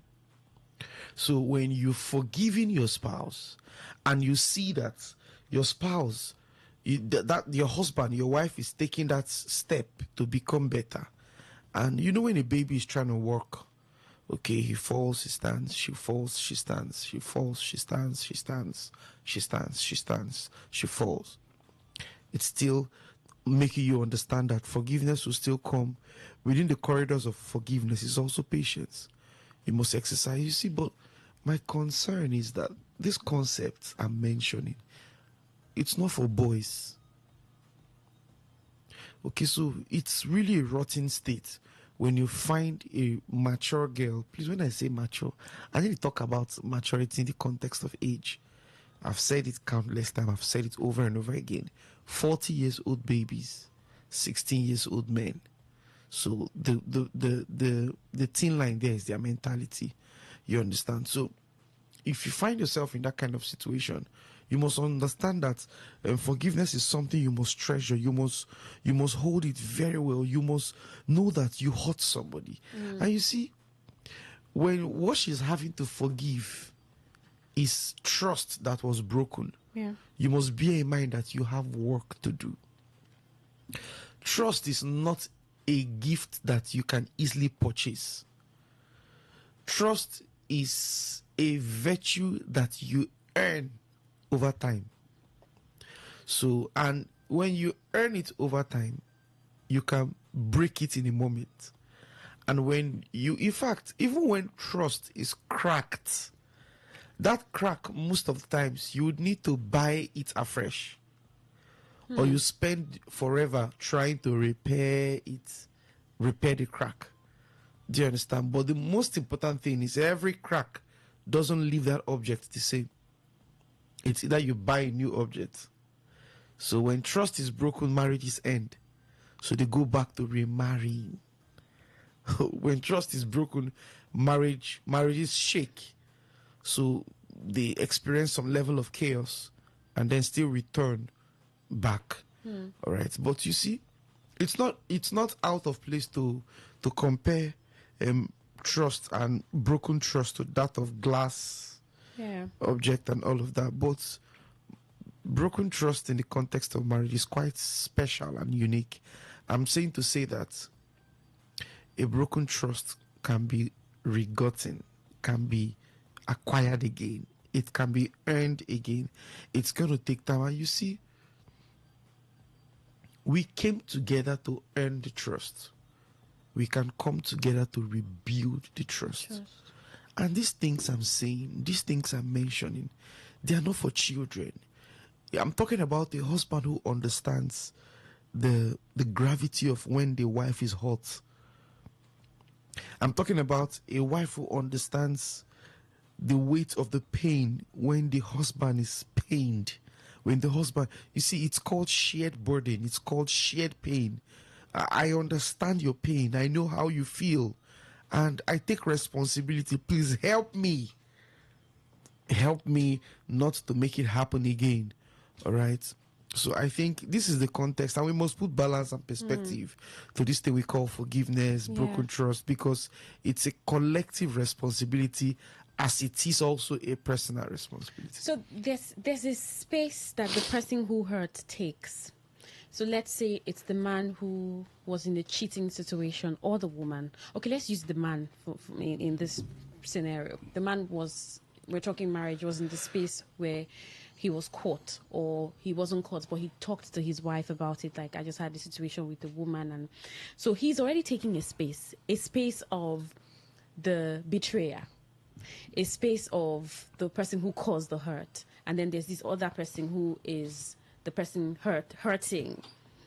And it's a difficult space to be in, where you want to assume that you have to make amends, you have to do this, you have to make this work, I have to do this.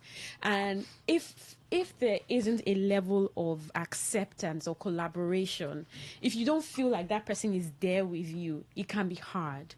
So for married people, how can the other person show that acceptance even as he or she is hurt?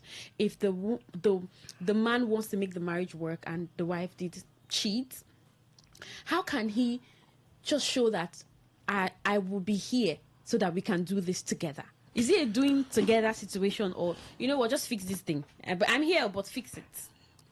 There is no, see, in marriage, we do it together by taking personal responsibility. Okay. This must be properly understood. We do it together by taking personal responsibility. And if you don't take personal responsibility, you would frustrate the togetherness that comes when it has to do with making the marriage work.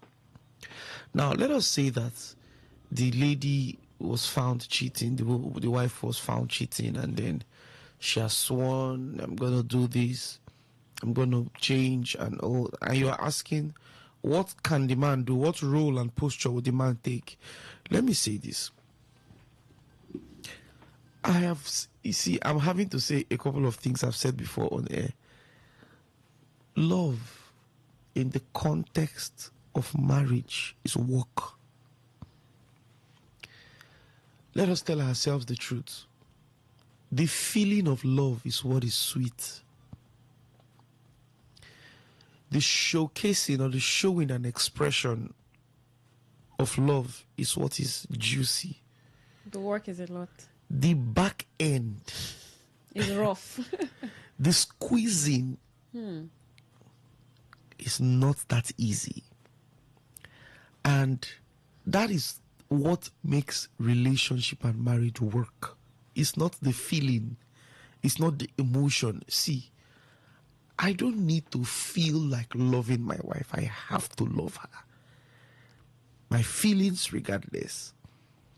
I don't need to feel like giving to my wife. I have to give her.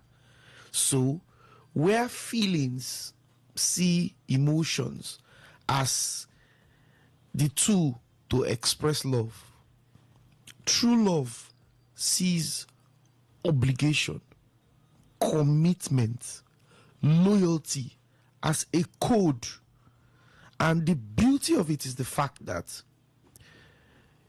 when you begin to express love in commitment, in loyalty, you begin to live it as a life. But when you leave it to chance, your emotions, so what happens that day when you don't feel like? So I'm saying to say that the woman first must acknowledge and begin to take steps around the areas where she needs to make amends. The man should create the enabling atmosphere. When I mean enabling atmosphere, there are atmospheres that would never help you grow, because it will be smelling of judgment, condemnation, guilt. Okay, now it's not going to be easy for the man, but you see, I don't know how to explain. Okay, I know how to explain it. Have you sat one day and thought about your mom or thought about your dad? How they had to go out of their way just to make sure things work for you while you were quite younger, and you wish you can reciprocate it. Why are those thoughts coming now? Why? Because they are reflections. And that's what genuine love can look like. You know, you might think that you are loving a hardened figure, a hardened fellow, but it's not true. It doesn't matter how hard a man is, he will not be able to stand true love. It might take long, but one day he would have reflections, and then he will now see your true worth. The only problem is that reflections that get to play out as a result of the genuine love shown to a particular individual can happen when he or she has lost the relationship or marriage. But we don't have control as to the time frame when love begins to melt the wall of an Aradite. But what we have as an assurance is the fact that surely love has what it takes to melt those things down. And you see, love doesn't just reflect itself in vague things. I'm saying in the context of a woman who has cheated.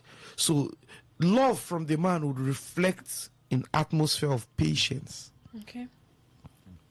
Love will reflect itself in the area of how he communicates to her, how he talks to her. All right. So he would have to do selective talking, careful talking. It's a lot It's of work. a lot of work. Now you see, because I love my wife. See, I love my wife. Whatever makes her happy, I want to see her. Sometimes I just stay and I premeditate on the things I want to just do for her. Do you understand? I premeditate on the things I want to just blow her mind, and just blow her mind. I just then I think about those things. Some I've done, some I'm still planning to do, some I'll still do. All right. The truth of the matter is, I love my wife. But let me say this: when I say I love my wife, it's not devoid of the fact that she gets me offended. All right, she gets me angry. It's human. All right. It doesn't also rule out the fact that I get her offended, I get her angry and annoyed at different intervals. But the point I'm trying to make is that I signed up to do life with Chineye Daniel Washington. I signed up. I committed myself to do life with Chineye Daniel Washington. And just a pinch of her character flaw cannot make me reject the entire package. Those people who reject the entire package for just a pinch, most of the times they are blind. Or sometimes they ordered for a package that was not theirs. Now, this is a conversation for another day. What is the conversation? When you are married to the wrong person, how do you exercise patience? That is a forever process. But that's not our discussion today. The point there is that for the man, he has to begin to exercise patience. He has to, and you know, I recall when my wife, we just started dating, and she got the job to relocate to Lagos, and I called her and I sat her down, and I told her, I said, Divine, it's not going to be very easy for me to do this thing from afar. Do you understand? But if we agree to do it together, I can walk this path with you, or we can walk this path together. Why am I referencing this? Communication. There should be an avenue where the man sits down to let the woman know that he's going through a phase of pain and it's not easy. She needs to know the gravity. He needs to know the gravity of what he's done or what she's done, so that the both parties can assume personal responsibility for collective peace. Do you understand? How long does healing take? Healing takes to the degree when you are healed. It doesn't have a time frame. I'll tell you. You see, healing from an injury in your hand is different from healing from an injury in your heart or your emotions or your love life. When you cause a scar in someone's emotions, it takes a while. It takes a couple of things. We cannot outrightly attach a particular duration, but what we know is that we can tell you how to get into the process, and in the course of the journey you'll find out your healing. And sometimes what makes you heal faster is that you see that every day you're getting better. That's what even makes you heal faster. And you see, it's just like when you're taking medications and you're not seeing the resultant effect of the medication you're taking, you'll be frustrated. But if you are very down with typhoid or malaria and you take the 1 dose, the 2 dose, and you find out that you're getting better, you'll be inspired to even take more, except for some persons that the moment they get better, they throw away the medication. Right? But when it has to do with relationship, love, marriage, we can't say what we're dealing here is heartbreak. What we're dealing here is infidelity. What we're dealing with here is cheating. So it's going to take time, but it's not going to take forever. But the most important thing is to sign up for the process, just to ensure you preserve and keep your union. It's a fight for the union. It's a fight for the marriage. It's a fight for the family. It's a fight to ensure you don't raise dysfunctional children. And the fight is worth it. The fight is worth the patience. The fight is worth the commitment. The fight is worth the character development. The fight is worth deleting your ex phone number. The fight is worth deleting that contact. The fight is worth a lot of actions that need to be taken just to ensure that you sign up for that healing process for your spouse and for yourself. Do you think spouses should heal from a distance? I mean, is it okay to take some space out? I mean, you know, situations where someone says, okay, it's fine, let's take a break. I mean, marriage, I mean, let's take a break. I need to think. I want this to work, but I mean, maybe we should just stay apart a little. Yeah, I don't quickly advocate for divorce, except for certain things like domestic violence and some other matters. However, there are instances where we advise for separation, temporal separation. Okay, that temporal separation, she might just choose to go to the house of a friend just to see how she can gain solitude and begin to venture into introspection. Begin to think about a couple of things. Change our environment a little and see the extent of damage. Sometimes you will not know how much of your mind you've lost until you leave that terrain. Okay, yeah. Yes, we don't rule out change of environment, but the point is the motive. Okay. The motive for change of environment must be properly guided. It shouldn't disconnect you from taking the calls of your spouse, responding to messages, responding to chats. The idea is that you don't want to be around him or her for a moment or two. Okay, but it's not an outright disconnection. So these things must be properly spelled out. It's a mature union we're talking about here. And you must also bear in mind that this thing they call separation is not one of those avenues for you to go and get drunk just to wash away your pain. Alcohol doesn't wash away your pain. All right, it just gives you that highness momentarily, and you are back to the way you were. The real world. To the real world. You understand? The real solution to your pain is to face it. All right, and the idea behind separation must be consensual. Okay. It must be an agreement, something that the both parties consented to. Okay, so you say you want to take 4 days, you take 3 days, you take 2 days. Okay, it's fine. There are times in my marriage, not because of any problem, as a man, okay, I just take 2 days to the hotel, just stay alone.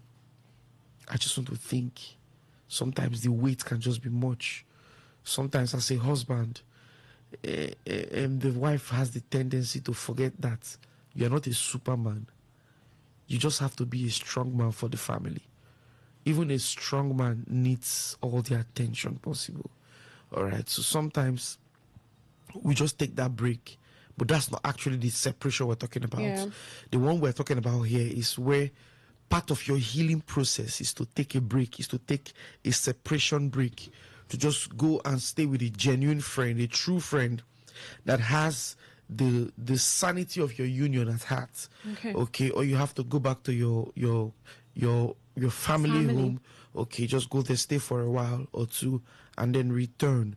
All right, it's not an avenue to expose yourself to even much more adverse effects of vulnerability. Yeah. Okay, so you begin to open yourself to some funny chats that would bring back your past relationships and all of that.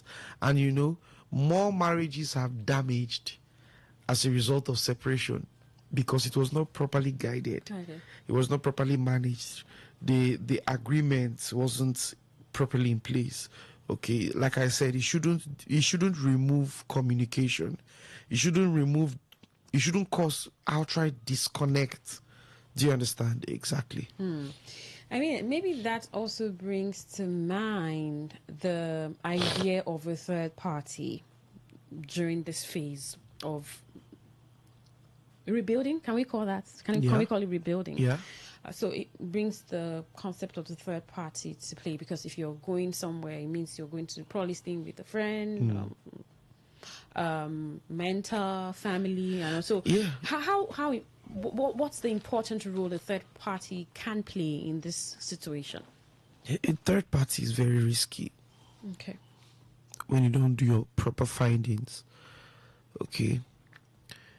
If you're involving a third party in resolving conflicts in your marriage, you must be very, very selective. We always advocate that ladies should not marry a man who doesn't have his head under a man. Don't marry a man who doesn't have a man that can shut down his madness. Don't marry a woman who doesn't have another woman that can stop and silence her madness. In other words, the one who demands submission must submit to someone. It's a submission chain that also sustains the marriage. Okay, so I'm saying to say that when that is in place, then you can now trust the third party. But when you make third party a casual friend, and your third party shouldn't be a single, in quotes, and I say this authentically, I see a lot of funny things out there where the person you're bringing as your third party is a single girl. It's your best friend that is single. You are going to share your 10 years marriage crisis with her and asking her what she thinks. I'm saying to say she might have what she thinks, but it shouldn't be the basis of your decision on what to do in your period of crisis and conflict. I'm saying to say that you consult the expertise of someone who is married, who knows what it means to be married for 10 years, who knows what it means to be married for 5 years, who understands that you are not the first person going through that particular crisis. Yeah. All right. So you must understand that when you talk about third party must not necessarily be your biological parents, because not all biological parents can advise rightly.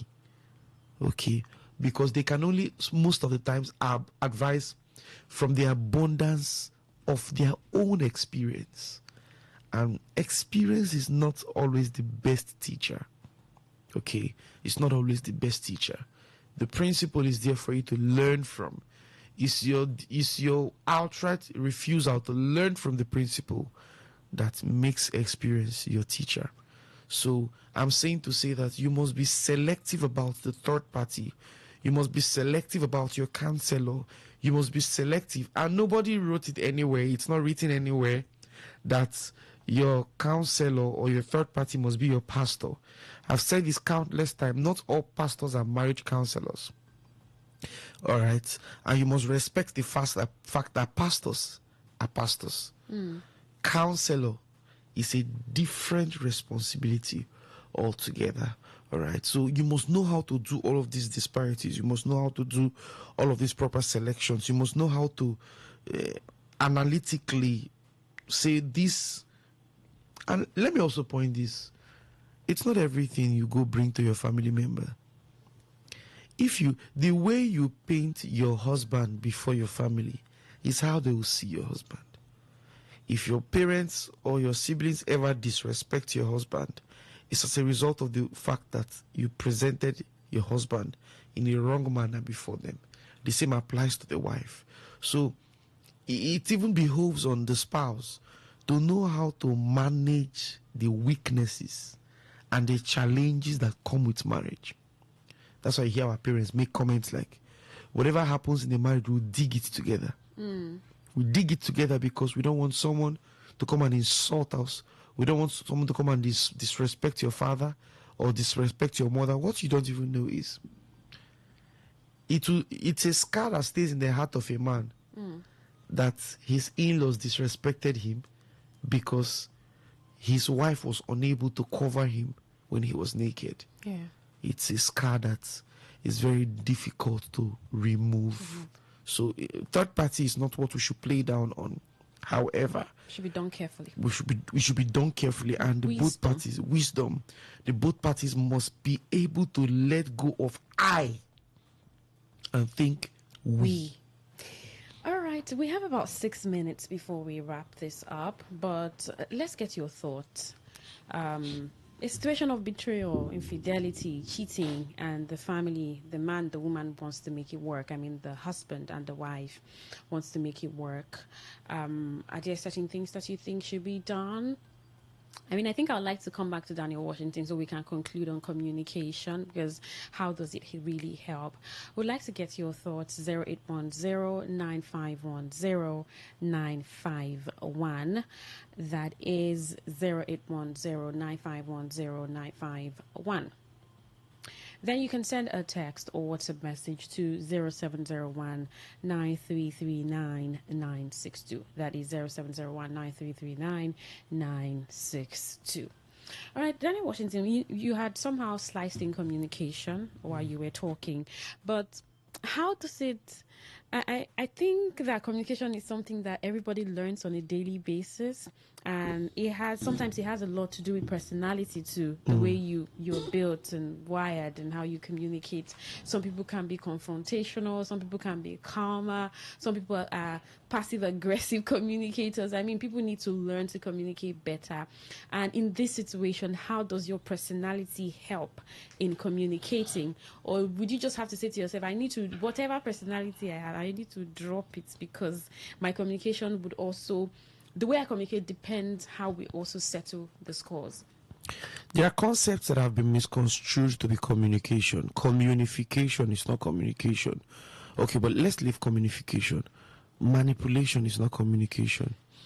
Communication is your ability to get the other party or the listener or your spouse to understand what you are saying or how you are feeling, such that the needed response that will make you better will be given. Of course, it's what you're expecting. So there are times when you get to talk and you've not communicated. There are times where you get to ventilate and you cause more damage than good. I'm saying to say that there is the intelligence in communicating. The intelligence in communicating is that you must understand that the end product of communication is good character, is better behavior, is better conduct.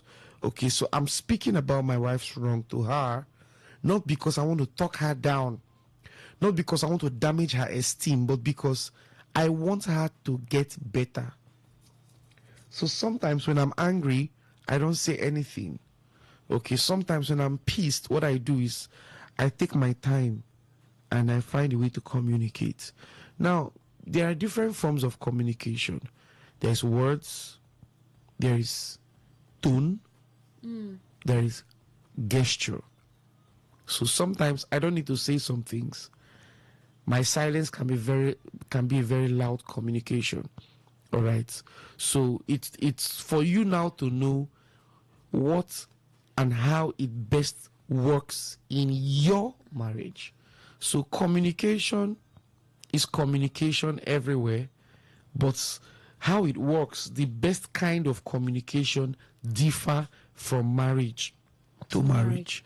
Is the responsibility of the spouse to know exactly how best to communicate.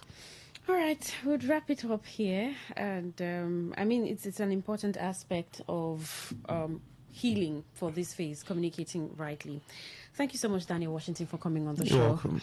And thank you to you, our listener, for staying tuned. We have to go now. We have a commercial in a few seconds, and then 10 o'clock, the world news at 10 will be airing here. I am Queen Chima. Good evening.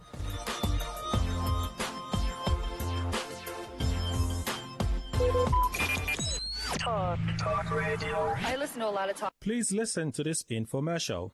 Good day, my lovely people of Rivers State and the environs. The voice wey you dey hear so na the voice of Mama Honey. Mama Honey, that Yoruba woman wey sabi only about man matter. I dey always dey treat you, my people, dey greet you say God no go let us stay disease, stay spend the whole of our lifetime. If you be man wey be say you dey notice say something dey happen inside your body, but the thing no dey there before, maybe na long time toilet infection na im cause your own. Abi you be man wey be say you no dey take care of yourself. Abi you be man wey you like to dey take cocoa thing. Abi you be man wey be say you get different thing wey you contact from river, abi from where you dey make intercourse. If all this thing enter inside your body as a man, if you gather themselves together wey be say no go let you fit stand gidigba as a real man. No forget o, Yoruba proverb dey talk say anybody wey laugh last na im dey laugh the best. Na im make Mama Honey come tell una for Port Harcourt town say for Mama Honey place we dey take off man matter. Man wey know say many things dey do am inside im body. Whether you be man wey be say you no even get the opportunity to sleep well, abi you dey get inch inside your body, abi you be man wey be say you no fit stand gidigba say yes, I'm a real perfect man. My brother, you need to take 1-2 step. Come meet Mama Honey. We are presently at Ojuku Field, Afikpo Street, by My One Police Station, Diop, Port Harcourt. Stand 17. you need to go meet experts, the people wey God give the knowledge, wey sabi about natural medicine. One of them na im be Mama Honey. If you be man wey be say you dey notice say to waka from one pole to the other na wahala, abi if you dey waka you go dey feel like say somebody dey push you, abi if you dey waka you go dey feel like say dem put something inside your leg, abi you be man wey be say your waist dey pain you all the time, your waist dey pain you all the time. No forget say na waist gangan na im man dey o. Man wey waist dey pain, you no go fit talk say I'm a real man. Abi you be man wey be say all the time if you dey talk among people, you then go dey perceive odor from your mouth. Abi your body go dey inch you like say you take yam water take rub body. Abi make your body dey pepper you like say you take yam water take rub body. Who tell you say na only woman na im dem dey put blame for the happiness of the home? Anything wey concern woman, anything wey concern the happiness of the marriage, dem go carry all the wahala put for woman head. Man gangan na im be the giver, na im dey give us wetin we go carry. And no forget say Mama Honey, I dey always dey tell you say when you visit our stand for more information and enlightenment, we go tell you many things about man matter. You no forget say na we be una wife, na we be una mama, na we be una sister. Anything wey concern man, e dey inside Mama Honey brain. Use the opportunity wey dey happen now at Ojukwu Field, Afikpo Street, by my one police station, Diop, Port Harcourt. Stand 17. Come visit Mama Honey for information and enlightenment about your health-related matter, about your health-related problems. No forget say God na im dey do everything, but God no go come from heaven. Now God go direct angels to us human being. Anything wey you dey do, just believe say you go do am well, because oyinbo people say anything worth doing at all is worth doing well. Now I make Mama Honey dey always dey talk and say I no be God o, I only understand the efficacy of natural medicine. As you sabi your daily activity, na so Mama Honey sabi natural medicine about man problem. No forget na stand 17 I dey, stand number 17. If you be man wey be say until you take all these strong drugs, if you be man wey you dey think say until you take all this strong medicine before you go fit stand gidigba as a man, na im be say something don damage inside your body, something don happen inside your body. God don create man the way wey be say na easy way. Even though you dey think wetin you like, you must to fit stand gidigba as a man. But if you don reach the stage wey be say you go dey take many dangerous medicine, e fit give you stroke, e give you heart attack, e fit give you many problem inside your vein wey be say the vein go die patapata. But because of the power of God inside natural medicine, if it be say na because of you na im God create me, na im God make me understand the efficacy of roots and herbs. This work na the work wey I inherit from my father. My father na im be the abore of the whole of Egba land, and na this work wey I dey do since the day wey dem born me till as I grow rich like this. No forget Mama Honey Aba Medicine, Mama Honey Aba Home is a division of Abeokuta Woman Aba Care Center. So just use the opportunity. You lovely people wey na don sabi Abeokuta Woman Medicine as e be, na in this one still be. Use the opportunity make you come meet Mama Honey inside the ongoing Aba trade fair. Only about man matter. If you be woman, just come purposely because of your papa, be your brother, be your husband. If na woman own, I go direct you to person where they do am. But man matter, na I carry on this trade fair. I go dey expect all of now. God no go let us stay disease, stay spend the whole of our lifetime. You fit call me on 080 39 71 6022, 080 39 71 6022, or 090 27 74 6737, 090 27 74 6737. God no go let us stay disease, stay spend the whole of our lifetime. I go dey expect you. Bye for now. And that was a paid infomercial. Talk radio. I listen to a lot of talk radio. 95.1 FM. Whether it's happening in Port Harcourt, South South, Nigeria, or around the world, we've got you covered. On air, online, delivering balanced news and unbiased analysis. Today, 95.1 FM. This is Today, 95.1 FM, Port Harcourt. News.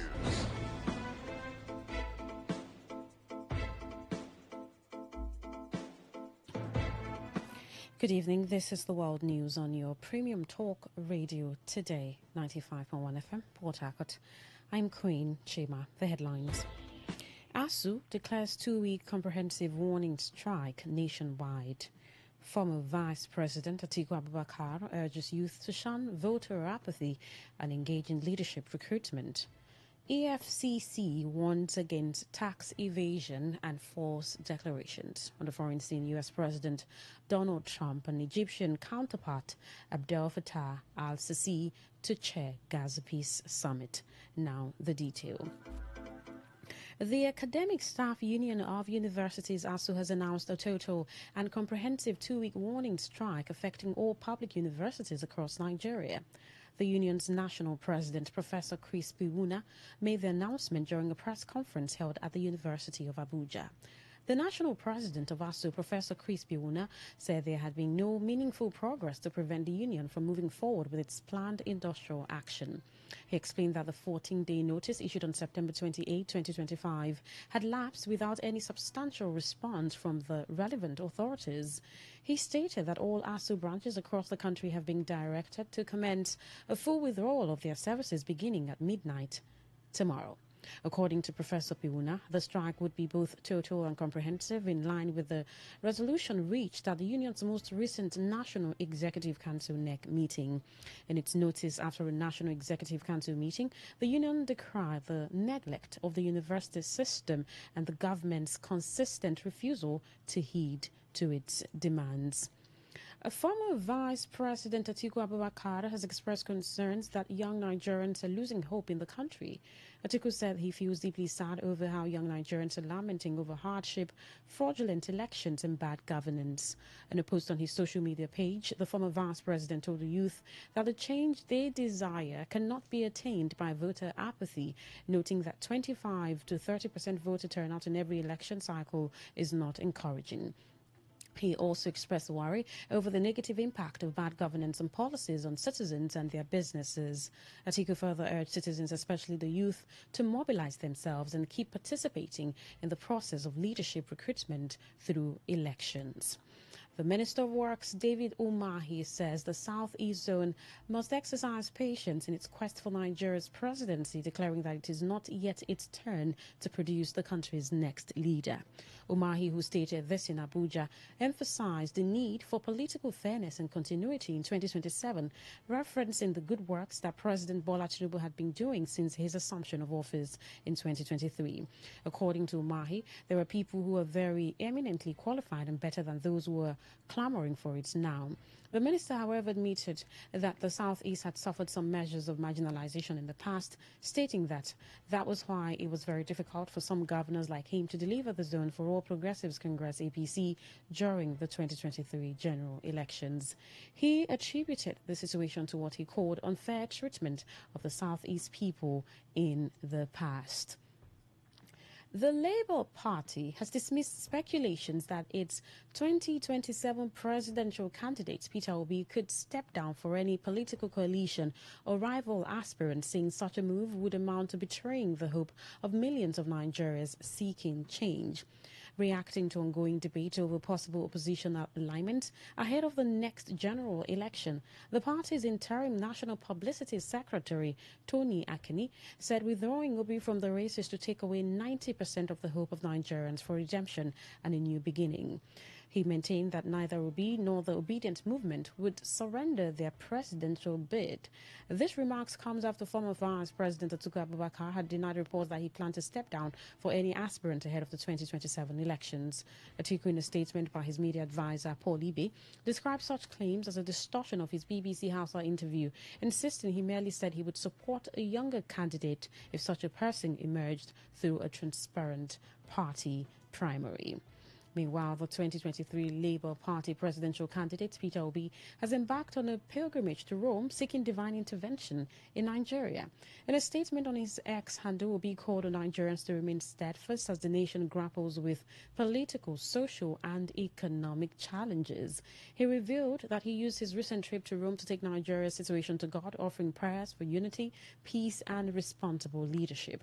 During the pilgrimage, Obi and his wife visited the four major papal basilicas in Rome, where they met with other Nigerian pilgrims. You're listening to the World News on Today 95.1 FM, Voice of the People. After the break, more news, foreign and sports stories. Do stay with us.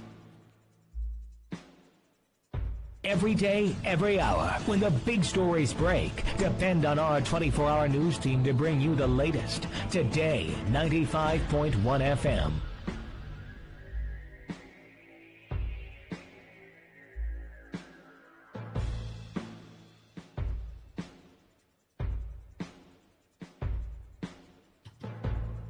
Well, thank you so much for staying with us. Now the rest of our stories. The Economic and Financial Crimes Commission, EFCC, says tax evasion, submission of false declarations and other financial malpractices are not just illegal but a disservice to the nation. The Commission's acting Zonal Director, Kano Zonal Directorate Said Hanafi, stated this during a one-day sensitization workshop jointly organized by the Commission, Nigeria Customs Service and Kano Chamber of Commerce, Industries, Mines and Agriculture to enhance trade compliance and adherence to legal regulations. Hanafi said such illegal trade practices rob the nation of the resources needed for critical infrastructure and social services. He said the Commission, in collaboration with sister agencies, was deploying intelligence and technology to stamp out such illegal trade practices. He also described the sensitization workshop as another strategic collaboration to boost compliance.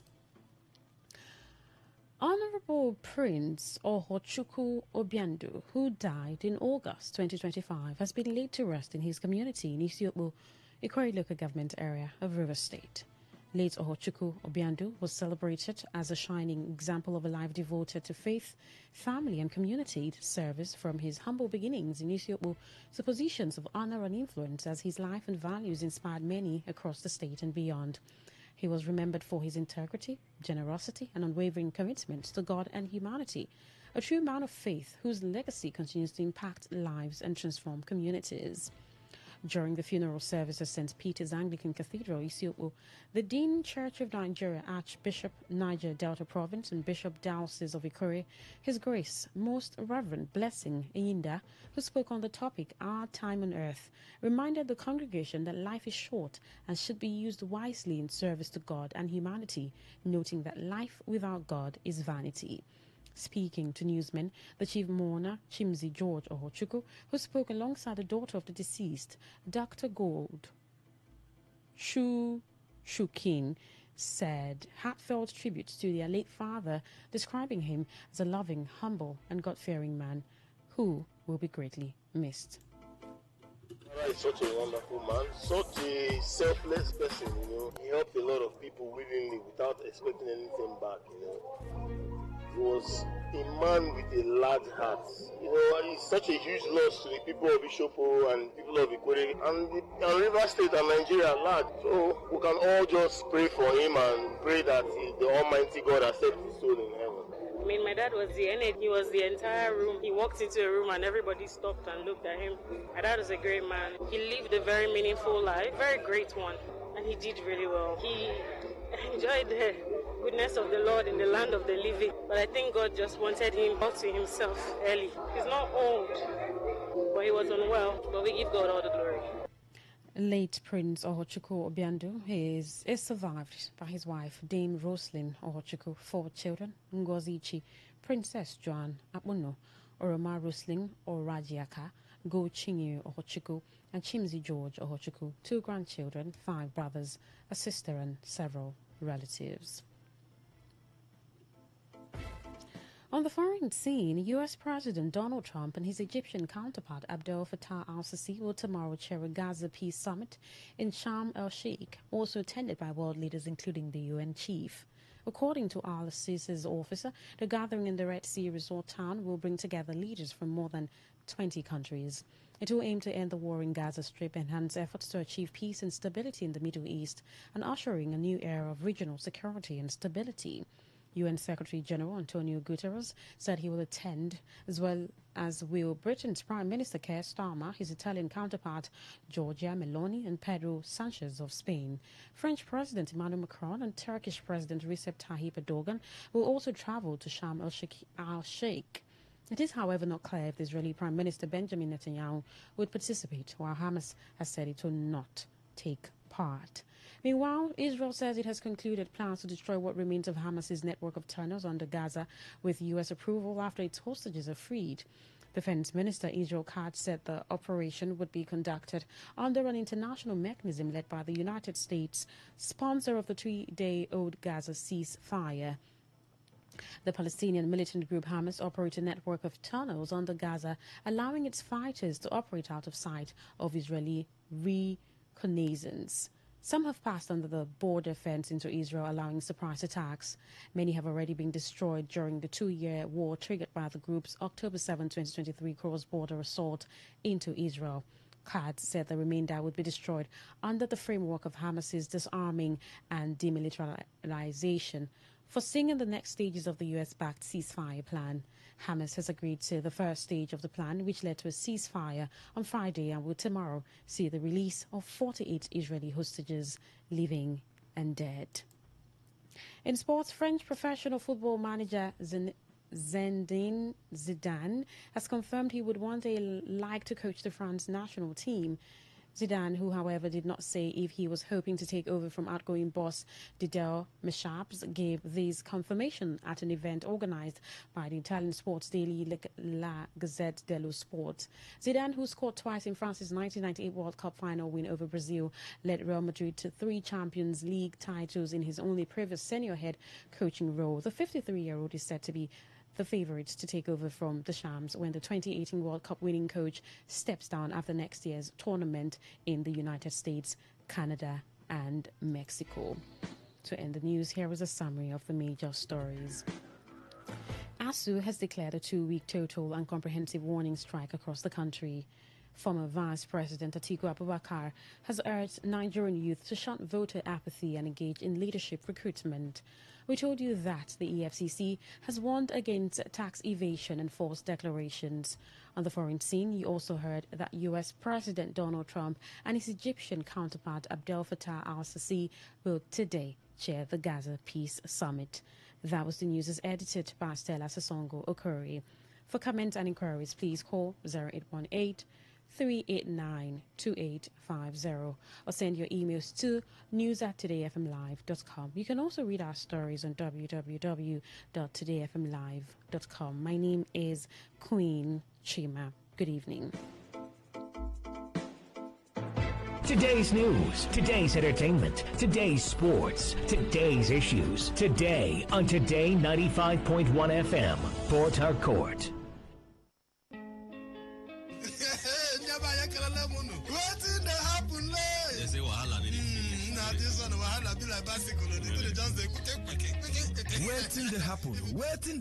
Waiting they happen. Now for Today 95.1 FM, 5 p.m. Monday to Friday, Bomkwem. Now here you go here, waiting they happen for Niger and Obodo the world. Now that time where we they bring you Ogbonga to them, where go shock you. You go wonder say a person do like this. Now so we they bring them can give you acid the hot. Now where would they find way to sweep this country? Don't run. Because their blood in the chopper. You say this one. No worry.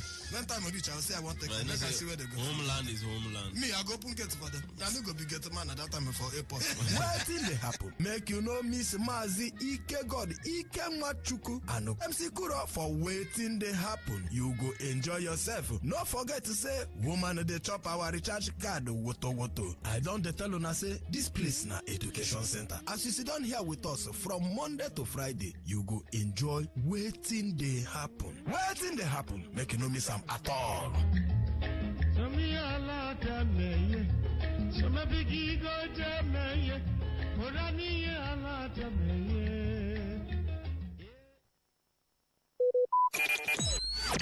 Talk radio. I listen to a lot of talk radio.